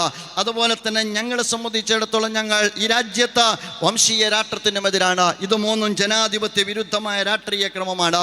ഇത് മൂന്നും ഈ രാജ്യത്തെ സംബന്ധിച്ചിടത്തോളം ഈ രാജ്യത്തിൻ്റെ വൈവിധ്യത്തെ അംഗീകരിക്കാത്ത രാഷ്ട്രീയ ക്രമമാണ്. ഇസ്ലാം മുന്നോട്ട് വെക്കുന്ന സാമൂഹ്യ ക്രമം നീതി പുലരുന്ന സാമൂഹ്യ ക്രമമാണ്, നിർഭയത്വം പുലരുന്ന നാടാണ്. മഹാനായ പ്രവാചകൻ റസൂലുള്ളാഹി സ്വല്ലല്ലാഹു അലൈഹി വസല്ലമയുടെ അടുക്കൽ വന്നുകൊണ്ട് എപ്പോഴാണ് സഹായം എന്ന് ചോദിക്കുന്ന സഹാബാക്കളോട് അള്ളാഹുവിൻ്റെ പ്രവാചകൻ പറഞ്ഞില്ലേ, ഒരുപാട് ചരിത്രത്തിൽ കഴിഞ്ഞുപോയ നാൾവഴികളെ കുറിച്ച് പരാമർശിച്ചതിന് ശേഷം അള്ളാഹുവിൻ്റെ പ്രവാചകൻ റസൂലുള്ളാഹി സ്വല്ലല്ലാഹു അലൈഹി വസല്ലം പറയുന്നുണ്ട്, വല്ലാഹി ലയുത്തിമ്മന്നല്ലാഹു ഹാദൽ അംറ ഹത്താ യസീറു റാകിബു മിൻ സന്നാ ഇലാ ഹദറ മൗത. അള്ളാഹുവിൻ്റെ പ്രവാചകൻ പറയുന്നത് സന്ന മുതൽ ഹദറ മൗത്ത് വരെ നിർഭയമായി നടന്നു പോകാൻ കഴിയുന്ന ഒരു നാള് പുലരണം എന്നാണ് ഞാൻ ആഗ്രഹിക്കുന്നത്. നിർഭയമായി നടന്നു പോകാൻ കഴിയുന്ന ഒരു നാള്, ഒരു ചെന്നായെ, ഒരാട്ടിൻ കുഞ്ഞിന് ചെന്നായെ മാത്രം ഭയപ്പെടേണ്ടി വരുന്ന, മറ്റാരെയും ഭയപ്പെടാതെ നടന്നു പോകാൻ കഴിയുന്ന നിർഭയത്വം പുലരുന്ന നാട്. വിശുദ്ധ വേദഗ്രന്ഥം നിങ്ങളെടുത്ത് പരിശോധിച്ച് നോക്കുക. വൈദ് ജഅൽനൽ ബൈത മസാബത്തൽ ലിന്നാസി വ അംന. വിശുദ്ധ ഖുർആൻ വിശുദ്ധ കേകത്തെക്കുറിച്ച് പറഞ്ഞതാണ്. ഇബ്രാഹിം നബി അലൈഹി സ്വലാത്തു വസ്സലാമയുടെ പ്രാർത്ഥന നിങ്ങളെടുത്ത് പരിശോധിച്ച് നോക്കുക. വൈദ് ഖാല ഇബ്രാഹിം റബ്ബി ജഅൽ ഹാദാ ബലദൻ ആമിന. പടച്ച റബ്ബേ, ഒരു നിർഭയത്വത്തിൻ്റെ ഗ്രാമം, ബലദൻ ആമിന, നിർഭയത്വം പുലരുന്ന നാട്. ഞാൻ പറയുന്നത് ബഹുസ്വരതയെ അംഗീകരിക്കുന്ന, വൈവിധ്യത്തെ അക്കമഡേറ്റ് ചെയ്യുന്ന, നീതി പുലരുന്ന മഹാനായ പ്രവാചകൻ റസൂലുള്ളാഹി സ്വല്ലല്ലാഹു അലൈഹി വസല്ലം രൂപപ്പെടുത്തിയെടുത്ത ഒരു സാമൂഹ്യ ക്രമത്തെയാണ് ഇസ്ലാമിക പ്രസ്ഥാനം മുന്നോട്ട് വെക്കുന്നത്. ആ ഇസ്ലാമിക പ്രസ്ഥാനത്തിന് നേരെ ഡിക്റ്റേറ്റർഷിപ്പ് വെച്ചു പുലർത്തുന്ന ഒരു ജനവിഭാഗം മതരാഷ്ട്രവാദം ഉന്നയിക്കുന്നുവെങ്കിൽ ഞാൻ പറയുന്നു, അതിൻ്റെ ഉത്തരവാദിത്വം ജമാഅത്തെ ഇസ്ലാമിക്കില്ല എന്ന് എൻ്റെ പ്രിയപ്പെട്ട സുഹൃത്തുക്കളെ നിങ്ങളുടെ മുമ്പാകെ വെക്കാൻ ഈ സന്ദർഭം ഞാൻ ഉപയോഗപ്പെടുത്തുകയാണ്. പിന്നീട് തീവ്രവാദത്തിൻ്റെ ചാപ്പയാണ് ജമാഅത്തെ ഇസ്ലാമിക്ക് നേരെ അവർ വെച്ച് നീട്ടുന്നത്. അതുകൂടി പറഞ്ഞിട്ട് ഞാൻ അവസാനിപ്പിക്കും. എന്താണ് തീവ്രവാദം? എൻ്റെ പ്രിയപ്പെട്ട സുഹൃത്തുക്കളോട് ഞാൻ ചോദിക്കുന്നു, 7.5 പതിറ്റാണ്ട് കാലമായി ജമാഅത്തെ ഇസ്ലാമി ഒളിയണ്ട അജണ്ട വെച്ചാണ് പ്രവർത്തിക്കുന്നത് എന്നാണ് ഞങ്ങളെക്കുറിച്ച് പറയുന്നത്. 7.5 പതിറ്റാണ്ട് എങ്ങനെയാണ് തലമുറകൾക്ക് ഈ ഒളി അജണ്ട ഒളിപ്പിച്ചു വെക്കാൻ കഴിയുന്നത് എന്ന് നിങ്ങൾ ആലോചിച്ച് നോക്കേണ്ടതില്ലേ? ഓരോരുത്തരുടെയും ഉള്ളിലിരിപ്പ് വളരെ പെട്ടെന്ന് മനസ്സിലാക്കാവുന്നതേ അല്ലേ ഉള്ളൂ. അങ്ങനെയുള്ള ഉള്ളിരിപ്പല്ലേ പലപ്പോഴും കേരളത്തിൽ പുറത്തു വന്നുകൊണ്ടേയിരിക്കുന്നത്. നാറ്റക്കേസ് പുറത്തു വന്നുകൊണ്ടിരിക്കുന്നില്ലേ? ജമാഅത്തെ ഇസ്ലാമിയെക്കുറിച്ച് എൻ്റെ പ്രിയപ്പെട്ട സുഹൃത്തുക്കളോട് ഞാൻ പറയുക, കഴിഞ്ഞ 7 പതിറ്റാണ്ട് കാലത്ത് മുന്നിൽ വെച്ചുകൊണ്ട് ഒരു തീവ്രവാദിയെ നിങ്ങൾ കാണിച്ചു തരണം. മൗദൂദി സാഹിബിൻ്റെ സാഹിത്യം വായിച്ച് വളർന്നു വരുന്ന ഒരു തീവ്രവാദിയെ, ഇന്ത്യയിലെ ഒട്ടുമിക്ക സംസ്ഥാനങ്ങളിലും പ്രവർത്തിച്ചു കൊണ്ടിരിക്കുന്ന ജമാഅത്തെ ഇസ്ലാമിയിലൂടെ വളർന്നു വന്ന ഒരു തീവ്രവാദിയെ നിങ്ങൾ കാണിച്ചു തരണം. അവിടെയും ഭരണം ഏതാണ്ട് നിങ്ങൾക്ക് സ്വാധീനമുള്ളതാണ്. ഇവിടെ നിങ്ങളുടെ സ്വന്തം കയ്യിലാണ് ഭരണ സംവിധാനം നിലകൊള്ളുന്നത് എന്നുള്ളത് കൊണ്ട് തന്നെ ഒരാളെ നിങ്ങൾ കാണിച്ചു തരണം, ഒരു ടെററിസ്റ്റിനെ നിങ്ങൾ കാണിച്ചു തരണം. എന്തുകൊണ്ടാണ് സാധ്യമല്ലാത്തത്? ഞങ്ങൾക്കറിയാം യഥാർത്ഥത്തിൽ അത് മറ്റൊന്നും കൊണ്ടല്ല, ഇസ്ലാം അത് അംഗീകരിക്കാത്തത് കൊണ്ടാണ്. ജമാഅത്തെ ഇസ്ലാമിയിൽ നിന്ന് നിങ്ങൾ അരിച്ചു പൊറുക്കിയാൽ പോലും ഒരു തീവ്രവാദിയെ, ഒരു എക്സ്ട്രീമിസ്റ്റിനെ നിങ്ങൾ കണ്ടെത്താൻ സാധ്യമല്ല, ഒരു ടെററിസ്റ്റിനെ നിങ്ങൾക്ക് കണ്ടെത്തുക സാധ്യമല്ല. കാരണം ഇസ്ലാം അത്തരം എക്സ്ട്രീമിസത്തെ ഇസ്ലാം അംഗീകരിക്കുന്നില്ല, കമ്മ്യൂണലിസത്തെ ഇസ്ലാം അംഗീകരിക്കുന്നില്ല, ടെററിസത്തെ ഇസ്ലാം അംഗീകരിക്കുന്നില്ല. മനുഷ്യ മഹത്വം ഉദ്ഘോഷിക്കുന്ന ദർശനത്തിന്റെ പേരാണ് ഇസ്ലാം എന്ന് പറയുന്നത്. മൻ ഖത്തല നഫ്സൻ ബിഗൈരി നഫ്സിൻ ഔ ഫസാദിൻ ഫിൽ അർള് ഫകഅന്നമാ ഖത്തല അന്നാസ ജമിഅ. ഒരു വ്യക്തിയെ വധിക്കുന്നത് ഒരു ജനതയെ വധിക്കുന്നതിന് സമാനമാണ് എന്ന് പഠിപ്പിച്ച വിശുദ്ധ വേദഗ്രന്ഥത്തിന്റെ വക്താക്കളാണ് ഇസ്ലാമിക സമൂഹം. മനുഷ്യൻ ആദമിന്റെ മക്കളാണ് എന്ന് പഠിപ്പിക്കുന്ന ഒരു ദർശനത്തിന്റെ വക്താക്കളാണ് യഥാർത്ഥത്തിൽ ഇസ്ലാമിക സമൂഹം. കുല്ലുക്കും മിൻ ആദം വ ആദം മിൻ തുറാബ് ലാ ഫദ്ല ലി അറബിയ്യിൻ അലാ അജമിയ്യിൻ വലാ ലി അദ്ബിയ്യിൻ അലാ അസ്വദ. കറുത്തവന് വെളുത്തവനേക്കാളും അറബിക്ക് അനറബിയേക്കാളും വ്യത്യാസമില്ല. ഈ രാജ്യത്ത് ആദിവാസിയും ദളിതനും എല്ലാം ആദമിന്റെ മക്കളാണ് എന്ന് പഠിപ്പിക്കുന്ന വിശ്വമാനവികതയെ കുറിച്ച് ഉദ്ഘോഷിക്കുന്ന ദർശനത്തിന്റെ പിൻബലത്തിൽ നിന്നുകൊണ്ട് ഒരു ജമാഅത്തെ ഇസ്ലാമിക്കാരനായ ഐഡിയോളജിസ്റ്റിന്, ഒരു ഇസ്ലാമിസ്റ്റിന് ഒരിക്കലും ഒരു തീവ്രവാദിയാകാൻ കഴിയുകയില്ല. എന്നിട്ട് ആരാണ് ജമാഅത്തെ ഇസ്ലാമിയോട് ചോദിക്കുന്നത്? ഞാൻ പറഞ്ഞല്ലോ 7 പതിറ്റാണ്ടിനിടയ്ക്ക് ചൂണ്ടിക്കാണിക്കൂ എന്ന്. ആരാണ് പറയുന്നത് എന്ന് ചോദിച്ചാൽ ജയിലിന്റെ കവാടത്തിനകത്ത് ഐക്യദാർഢ്യ പ്രകടനം നടത്തുന്നവരാണ് യഥാർത്ഥത്തിൽ ജമാഅത്തെ ഇസ്ലാമിയോട് ഇത് പറയുന്നത്. കഴിഞ്ഞ ദിവസമാണല്ലോ രൂപേഷിന്റെയും അതുപോലെ തന്നെ ഈ കൃപേഷിന്റെയും ശരത് ലാലിന്റെയും വധക്കേസുമായി ബന്ധപ്പെട്ട ജയിലിലേക്ക് കൊണ്ടുപോകുന്ന പ്രതികൾക്ക് ജയിലിന്റെ കവാടത്തിൽ ഐക്യദാർഢ്യം പ്രഖ്യാപിച്ചവരാണ്. ഞാൻ മനസ്സിലാക്കുന്നത് ഏതാണ്ട് കേരളത്തിലെ ഒട്ടുമിക്ക ജയിലുകൾക്കകത്തു നിങ്ങൾക്ക് കാണാം ഒരു ലോക്കൽ കമ്മിറ്റി രൂപപ്പെടുത്താൻ മാത്രമുള്ള കൊലക്കുറ്റത്തിലുള്ള പ്രതികളെ കൂട്ടിയോജിപ്പിക്കാൻ കഴിയുന്ന ഒരു പ്രസ്ഥാനമാണ് ജമാഅത്തെ ഇസ്ലാമി ഈ രീതിയിൽ പടിചാരുന്നത്. ഞാൻ പറയുന്നു, ഇതാർക്കും അറിയാത്ത കാര്യമൊന്നുമല്ല. പക്ഷെ ഒരു ആദർശത്തിന്റെ കണിശമായ നിർദ്ദേശത്തിനകത്ത് നിന്നുകൊണ്ട് പടി കേൾക്കേണ്ടി വരുമ്പോഴും ജനാധിപത്യത്തിന്റെയും നിയമത്തിന്റെയും ചട്ടക്കൂടിനകത്ത് നിന്നുകൊണ്ട് പ്രവർത്തിക്കാൻ തീരുമാനിച്ച ഒരു പ്രസ്ഥാനത്തിന്റെ പേരാണ് ജമാഅത്തെ ഇസ്ലാമി എന്ന് ഓർമ്മപ്പെടുത്താൻ ഞാൻ ആഗ്രഹിക്കുകയാണ്. നമുക്കറിയാമല്ലോ, കമ്മ്യൂണിസ്റ്റ് ഇസ്ലാമിക പ്രസ്ഥാനത്തെ സംബന്ധിച്ചിടത്തോളം ലക്ഷ്യം വിശുദ്ധമാണ്, ഇഖാമത്തുദ്ദീൻ, മതരാഷ്ട്രവാദമല്ല, അള്ളാഹുവിന്റെ ദീന് സ്ഥാപിക്കുക എന്നുള്ളതാണ്. ആ ലക്ഷ്യത്തിലേക്കുള്ള വഴി ലക്ഷ്യം പോലെ പവിത്രമാകണമെന്ന് പഠിപ്പിച്ച ദർശനത്തിന്റെ പേരാണ് ഇസ്ലാം എന്ന് പറയുന്നത്. അതുകൊണ്ട് ലക്ഷ്യം മാർഗത്തെ ന്യായീകരിക്കുമെന്ന് പഠിപ്പിക്കപ്പെടുന്ന ഒരു ദർശനമല്ല. നിങ്ങൾ ആലോചിച്ചു നോക്കുക, കിഴക്കൻ യൂറോപ്യൻ രാജ്യങ്ങളിൽ ചെങ്കൊടി പാറിപ്പറന്നത് 10 കോടി ജനവിഭാഗത്തിന്റെ തലയോട്ടിക്ക് മുകളിലാണ് എന്ന കാര്യം നിങ്ങൾ ആരും മറന്നു പോകരുത് എന്ന് ഓർമ്മപ്പെടുത്താൻ ഞാൻ ആഗ്രഹിക്കുകയാണ്. അത് കഴിഞ്ഞ് ഇന്ത്യയിലേക്ക് വന്നാൽ, ഇന്ത്യ രാജ്യത്തിന് സ്വാതന്ത്ര്യം കിട്ടിയപ്പോൾ നിങ്ങൾ സ്വാതന്ത്ര്യം ആഘോഷിച്ചോ? നിങ്ങൾക്ക് സ്വാതന്ത്ര്യം കിട്ടിയില്ല. നിങ്ങൾ ഇന്ത്യ രാജ്യത്തിന്റെ സ്വാതന്ത്ര്യത്തെ നിങ്ങൾ അംഗീകരിച്ചില്ല. 1950 വരെ ഈ രാജ്യത്ത് സായുധ പോരാട്ടത്തിന് നേതൃത്വം കൊടുത്ത ആളുകളാണ്, ആഹ്വാനം ചെയ്ത ആളുകളാണ് നിങ്ങളെന്ന കാര്യം നിങ്ങൾ വിസ്മരിച്ചു പോയോ? കിറ്റ് ഇന്ത്യ സമരത്തെ തള്ളിപ്പറഞ്ഞവരാണ് നിങ്ങളെന്ന കാര്യം നിങ്ങൾ വിസ്മരിച്ചു പോയോ? ആ സ്വഭാവം നിങ്ങൾ ജനാധിപത്യത്തെ അംഗീകരിക്കുന്നതിന് ശേഷവും തങ്ങളുടെ പ്രതിയോഗികളോട് നിങ്ങൾ ആ സ്വഭാവം പ്രകടിപ്പിക്കാതെ പോന്നിട്ടുണ്ടോ എന്ന് നിങ്ങൾ ആലോചിക്കേണ്ടതാണ്. കേരളക്കര നിങ്ങളെടുത്ത് പരിശോധിച്ച് നോക്കുക. കേരളക്കരയിൽ എത്ര കൊലപാതകങ്ങൾ നടന്നോ? ആശയപരമായി വിയോജിപ്പുള്ളവനോട് ആശയപരമായി പൊരുതുന്ന ജനാധിപത്യപരമായ മര്യാദ എന്നാണ് നിങ്ങൾ കടിയൊഴിച്ചു പോയത്. അത് ഞാൻ പറഞ്ഞു വരുന്നത്, ഒരുപാട് സംഭവങ്ങൾ നമ്മുടെ മുമ്പിലുണ്ട്. നിങ്ങൾക്കറിയില്ലേ ഫസൽ വധം? നിങ്ങൾക്കറിയില്ലേ ഫസൽ എന്ന് പറയുന്ന പത്രം വിൽപ്പന നടത്തുന്ന സലശ്ശേരിയിലെ ചെറുപ്പക്കാരനെ വധിച്ചതിന് ശേഷം അവൻ്റെ തലയിൽ ചുറ്റിയ ടവൽ RSSകാരൻ്റെ വീട്ടിൻ്റെ മുമ്പിൽ കൊണ്ടുപോയിട്ടത് ആരാണ് എന്ന് നിങ്ങൾക്കറിയാമോ? മാത്രമാണോ സഹോദരന്മാരെ, ഈ രാജ്യത്ത് സ്വന്തം പ്രവർത്തനത്തിനകത്ത് പ്രവർത്തിച്ച TP ചന്ദ്രശേഖരൻ 58 വെട്ടിയിട്ട് ക്രൂരമായി കൊലപ്പെടുത്തിയതിനു ശേഷം ആ കൊലക്കുറ്റം ഒരു സമുദായത്തിൻ്റെ മേൽ ചാരും വിധം ആ വാഹനത്തിന് പുറത്ത് മാഷാ അല്ലാഹ് സ്റ്റിക്കർ ഒട്ടിച്ചതാരാണെന്ന് നിങ്ങൾക്കറിയില്ലേ? അത് കഴിഞ്ഞിട്ട് നമുക്കറിയാം ഏറ്റവും അവസാനം കേരളം സെൻസിറ്റീവായി മാറിക്കൊണ്ടിരിക്കുകയാണ്. കേരളത്തിൻ്റെ ക്രമസമാധാനത്തിൻ്റെ ഉത്തരവാദിത്വം ആർക്കാണ്? നമുക്കെല്ലാവർക്കുമാണ്. വിശേഷിച്ച ഒരു ഭരണകൂടത്തിനാണ്. ആ ഭരണകൂടത്തിൻ്റെ പിൻബലത്തിലല്ലേ ഒരുപക്ഷെ എരിതിയിൽ എണ്ണയൊഴിച്ചാൽ ആളിക്കെത്താൻ സാധ്യതയുള്ള അങ്ങ് നാദാപുരത്ത് കാഫിർ പ്രയോഗം പ്രചരിപ്പിച്ചതാരാണ് എന്നെൻ്റെ പ്രിയപ്പെട്ട സുഹൃത്തുക്കൾ കണ്ടതാണ്. അത് കഴിഞ്ഞ് പാലക്കാട് 2 പത്രത്തെ ഉപയോഗിച്ചുകൊണ്ട് അത്യന്തം വർഗീയമായ പരസ്യം കൊടുത്തതാരാണ്? നിങ്ങളെല്ലാവരും കണ്ടതാണ്. അതുകൊണ്ട് വളരെ വിനയപുരസ്സരം പറയുന്നു, 10 കോടി ജനങ്ങൾക്ക് മുകളിൽ ചെങ്കൊടി നാട്ടിയവർ, ഇന്ത്യൻ സ്വാതന്ത്ര്യത്തെ അംഗീകരിക്കാൻ മടി കാണിച്ചവർ, കിറ്റ് ഇന്ത്യ സമരത്തെ തള്ളിപ്പറഞ്ഞവർ, സ്വന്തം പാർട്ടി സഖാവിന് 58 വെട്ടി കൊലപ്പെടുത്തിയിട്ട് മാഷാ അല്ലാഹ് സ്റ്റിക്കർ ഒട്ടിച്ചവർ, നാദാപുരത്തിന്റെ നെഞ്ചത്ത് കാഫിർ പ്രയോഗം പ്രചരിപ്പിച്ചവർ, ഏറ്റവും അവസാനം പാലക്കാട് പത്രത്തെ ഉപയോഗിച്ചുകൊണ്ട് വർഗീയ വിധ്വംസക പ്രവർത്തനത്തിന് നേതൃത്വം കൊടുത്തവർ, പാവൻ ജമാഅത്തെ ഇസ്ലാമിക്ക് നേരെ തിരിഞ്ഞിട്ട് തീവ്രവാദി എന്ന് പറഞ്ഞാൽ തീവ്രവാദി പോലും മാനനഷ്ട കേസ് കൊടുക്കും. എന്ന് ഓർമ്മപ്പെടുത്താൻ ഞാൻ ആഗ്രഹിക്കുകയാണ്. തീവ്രവാദി മാനനഷ്ട കേസ് കൊടുക്കും. അങ്ങനെ കുറേ ആളുകൾ ജയിലിൽ കിടക്കുന്നുണ്ട്. ഓല് മാനനഷ്ട കേസ് കൊടുക്കും. ഇത് ഞങ്ങൾക്ക് പരിചയമില്ല. ജമാഅത്തെ ഇസ്ലാമി പ്രവാചകന്റെ വഴിയിലേ പ്രവർത്തിക്കൂ, സമാധാനത്തിൻ്റെ വഴിയിലേ പ്രവർത്തിക്കൂ, ജനാധിപത്യപരമായ പ്രവർത്തിക്കൂ. അതിൻ്റെ പേരിൽ എന്ത് പഴി കേട്ടാലും അങ്ങനെ പ്രവർത്തിക്കൂ. കാരണം ഖുർആനാണ് അതിൻ്റെ അടിസ്ഥാനം, പ്രവാചകചര്യയാണ് അതിൻ്റെ അടിസ്ഥാനം. അത് വഴിയേ അത് സഞ്ചരിച്ചിട്ടുള്ളൂ. ലാ ഇലാഹ ഇല്ലല്ലാഹ് എന്നതാണ് അതിൻ്റെ ആദർശം. അതിൻ്റെ അർത്ഥം അള്ളാഹുവിന് വഴിപ്പെട്ട് ജീവിക്കുക എന്നുള്ളതാണ്. പ്രവാചകൻ റസൂലുള്ളാഹി സ്വല്ലല്ലാഹി അലൈഹി വസല്ലമയാണ് അതിൻ്റെ മാതൃക. യാ അയ്യുഹൻ നബി ഇന്നാ അർസൽനാക ഷാഹിദൻ വമുബശ്ശിറൻ വനദീറ വദാഇയൻ ഇലല്ലാഹി ബിഇദ്നിഹി വസിറാജൻ മുനീറ. ജ്വലിക്കുന്ന വിളക്കുമാടമായി പ്രവാചകൻ അനുധാവനം ചെയ്യുന്ന പ്രസ്ഥാന ജമാഅത്തെ ഇസ്ലാമി.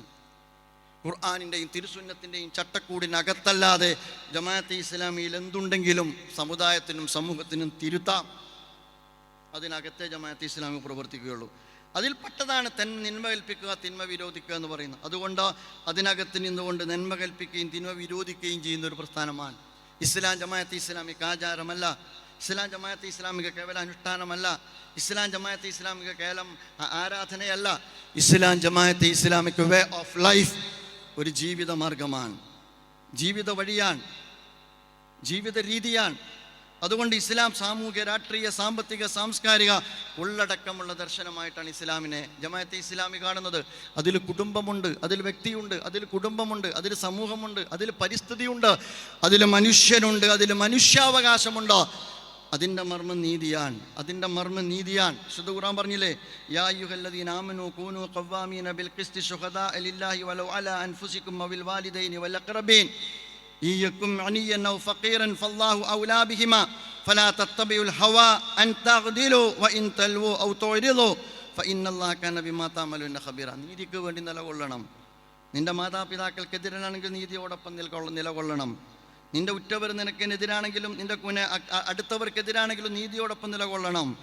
അതുപോലെ തന്നെ ഒരിക്കലും നിന്റെ ദേഹേച്ഛയെ പിൻപറ്റാൻ ബാപ്പ നീതിയുടെ പുറത്താണെങ്കിൽ നീതിയുടെ കൂടെ നിലകൊള്ളണം എന്ന് പഠിപ്പിച്ച ദർശനാണ് ഇസ്ലാം. ആ ഇസ്ലാമിക പ്രസ്ഥാനത്തിന് നീതികേട് ചെയ്യാൻ കഴിയില്ല സുഹൃത്തുക്കളെ, നീതിയിൽ ചേടുകയും ചെയ്യാൻ കഴിയില്ല. നിങ്ങൾ ജമാഅത്തെ ഇസ്ലാമിയെ പരിശോധിച്ചോ, ജമാഅത്തെ ഇസ്ലാമിയുടെ സംവിധാനങ്ങൾ പരിശോധിച്ചോ, ജമാഅത്തെ ഇസ്ലാമിയുടെ സംരംഭങ്ങൾ പരിശോധിച്ചോ, ജമാഅത്തെ ഇസ്ലാമിയുടെ പ്രവർത്തകരെ നിങ്ങൾ സോഷ്യൽ ഓഡിറ്റിങ്ങിന് വിധേയമാക്കിക്കോ. ഹൽക്കാമീർ എന്ന അർത്ഥത്തിൽ ഞാൻ ഈ പറയുന്ന കാര്യങ്ങൾക്ക് വിരുദ്ധമായി നിങ്ങൾക്ക് ചൂണ്ടിക്കാണിക്കാനുള്ള കാര്യങ്ങളുണ്ടെങ്കിൽ അത് തിരുത്താൻ ജമാഅത്തെ ഇസ്ലാമി സന്നദ്ധമാണ്. നീതി ഖുർആൻ, നീതി വിശുദ്ധ ഖുർആൻ പറയുന്നത് കുനു ഖവ്വാമീന ബിൽ ഖിസ്തി ശുഹദാ ലില്ലാ കുനു ഖവ്വാമീന ലില്ലാ ശുഹദാ ബിൽ ഖിസ്ത്. നീതിയുടെ പര്യായമായി അള്ളാഹുവിനെയും ദൈവത്തെയും ദൈവത്തിൻ്റെ പര്യായമായി നീതിയെയും പഠിപ്പിച്ച ഒരു ദർശനം മറ്റൊന്നും ഞാൻ കണ്ടിട്ടില്ല. ആ ദർശനത്തിലാണ് ഈ പ്രസ്ഥാനം പ്രവർത്തിച്ചുകൊണ്ടിരിക്കുന്നത്. അതുകൊണ്ട് എൻ്റെ പ്രിയപ്പെട്ട സുഹൃത്തുക്കളോട് ഞാൻ പറയുക, നീതിയാണ് ഇതിൻ്റെ അടിസ്ഥാനമെന്ന്. ആശയ സ്വാതന്ത്ര്യം നൽകുന്ന ദർശനമാണ്. ഒരു രാഷ്ട്രത്തിന് മേൽ ഒരു മതരാഷ്ട്രമതാണല്ലോ, ഒരു രാഷ്ട്രത്തിന് മേൽ ഒന്ന് കെട്ടിവെക്കുന്നത് പോയിട്ട് ഒരു വ്യക്തിക്ക് മേൽ പോലും ആശയപരമായി അടിച്ചേൽപ്പിക്കാൻ പാടില്ല എന്ന് പഠിപ്പിക്കുന്ന ദർശനമാണ് ഇസ്ലാം. ഇന്നാ ഹദൈനാഹു സബീല ഇമ്മാ ഷാക്കിറൻ വഇമ്മാ കഫൂറ. നിങ്ങൾക്ക് ഞാനിത് തന്നിരിക്കുന്നു, തള്ളാൻ നിങ്ങൾക്ക് കൊള്ളാം. അള്ളാഹ് സ്വാതന്ത്ര്യം കൊടുത്താണ് മനുഷ്യർക്ക്. ഇവിടെ മതമുള്ളവനുണ്ടാകാം, ഇതോടെ മതമില്ലാത്തവനുണ്ടാകാം, എല്ലാം ഇവിടെ ഉണ്ടാകാം. അതിനുള്ള സ്വാതന്ത്ര്യം ഈ രാജ്യത്തുണ്ട്. അത് ഖുർആനും വകവെച്ച് നൽകുന്നുണ്ട്. ലാ ഇക്റാഹ ഫിദ്ദീൻ ഖദ് തബയ്യന റുശ്ദു മിനൽ ഗയ്. സത്യം അസത്യത്തിൽ നിന്ന് വ്യക്തമായിരിക്കെ നിങ്ങൾ സത്യം ഒരാളെ മേൽ അടിച്ചേൽപ്പിക്കാൻ പാടില്ല. വ്യക്തിക്ക് മേൽ ആശയപരമായി അടിച്ചേൽപ്പിക്കരുത് എന്ന് വ്യക്തിയോട് പഠിപ്പിച്ച ഒരു ദർശനം ഒരു രാജ്യത്തിന് മേൽ എന്ത് ദർശനം കെട്ടിവെക്കാനാ? ആളുകൾ കേൾക്കുമ്പോൾ തോന്നുന്നത് വെച്ചാൽ ജമാഅത്തെ ഇസ്ലാമി ഈ ബഹുസ്വര സമൂഹത്തിനകത്ത് ഇസ്ലാമിക മതരാഷ്ട്രം ഉണ്ടാക്കാൻ വേണ്ടി ശ്രമിച്ചുകൊണ്ടിരിക്കുക എന്നുള്ള.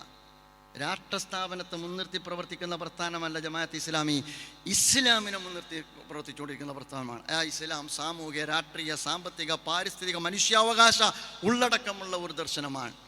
ഞാൻ പറയുന്നത് അവസാനിപ്പിക്കേണ്ട പ്രിയമുള്ള സുഹൃത്തുക്കളെ, ലിബറലിസം ഇവിടെ പ്രചരിപ്പിക്കാൻ സ്വാതന്ത്ര്യമുള്ള നാട്ടിൽ, ഉദാര ലൈംഗികത കെട്ടടിച്ചുവിടാൻ സ്വാതന്ത്ര്യമുള്ള നാട്ടിൽ, അതുപോലെ തന്നെ ജെൻഡർ ന്യൂട്രൽ തിയറി പഠിപ്പിക്കാൻ സ്വാതന്ത്ര്യമുള്ള നാട്ടിൽ, നവനാസ്തികത കൊടികുത്തി വാഴുന്ന നമ്മുടെ നാട്ടിൽ, മതനിരാസം പ്രചരിപ്പിക്കാൻ സ്വാതന്ത്ര്യമുള്ള നാട്ടിൽ, അതുപോലെ തന്നെ ഇസ്ലാമിനെയും പ്രചരിപ്പിക്കാനുള്ള സ്വാതന്ത്ര്യമുണ്ട്. അത് ഭരണഘടന നൽകുന്ന സ്വാതന്ത്ര്യമാണ്. ആ ഭരണഘടന നൽകുന്ന സ്വാതന്ത്ര്യത്തിനകത്ത് നിന്നുകൊണ്ട് ജനാധിപത്യപരമായി, നിയമാനുസൃതമായി, സമാധാനപരമായി ആശയപ്രചരണം നടത്തി മുന്നോട്ട് പോകുന്നൊരു പ്രസ്ഥാന ജമാഅത്തെ ഇസ്ലാമി. അതുകൊണ്ട് ഞാൻ പറയാം, നിങ്ങൾ ജമാഅത്തെ ഇസ്ലാമിയെക്കുറിച്ച് പഠിക്കണം, ഇനിയും പഠിക്കണം. വിമർശനം നല്ലതാണ്, വിമർശിക്കുമ്പോൾ കൂടുതൽ പഠിക്കാനുള്ള കൗതുകം കൂടുമെന്ന് വിശ്വസിക്കുന്ന ആളാണ് ഞാൻ. അതുകൊണ്ട് എൻ്റെ സമയം കഴിഞ്ഞ് ഞാൻ അവസാനിപ്പിക്കുകയാണ്. ആ അർത്ഥത്തിൽ ഇസ്ലാമിക പ്രസ്ഥാനത്തിന് പറയാനുള്ളത് എന്നത് ഞാൻ പറഞ്ഞു വെക്കുകയാണ്. പറഞ്ഞതെല്ലാം ഏതെങ്കിലും ഒരു സംഘത്തിനെതിരല്ല. ഞാൻ പറഞ്ഞു, CPIM-ഉം ഇന്ത്യൻ നാഷണൽ കോൺഗ്രസും മുസ്ലിം ലീഗും ഇന്ത്യ അലയൻസും ഒരുമിച്ച് നിന്ന് ഈ കാലഘട്ടത്തിൽ സംഘപരിവാർ എന്ന് പറയുന്ന വംശീയ ഭീകരത കരുതി വരുത്തേണ്ടുന്ന ഒരു കാലത്ത് അതിൻ്റെ കൂടെ നിൽക്കുന്ന പ്രസ്ഥാനമാണ് ജമാഅത്തെ ഇസ്ലാമി എന്ന് ഒരിക്കൽ കൂടി പറഞ്ഞുകൊണ്ട് ബിസ്മില്ലാഹിർ റഹ്മാനിർ റഹീം, പരമകാരുണികനും കരുണാനിധിയുമായ അള്ളാഹുവിൻ്റെ തിരുനാമത്തിൽ ഇതിൻ്റെ ഉദ്ഘാടന കർമ്മം നിർവഹിച്ചുകൊണ്ട് ഞാൻ എൻ്റെ വാക്കുകൾക്ക് വിരാമം വിടുന്നു. വആഖിറു ദഅവാനാ അൽഹംദുലില്ലാഹി റബ്ബിൽ ആലമീൻ. അസ്സലാമു അലൈക്കും വറഹ്മത്തുള്ളാഹി വബറകാതുഹു.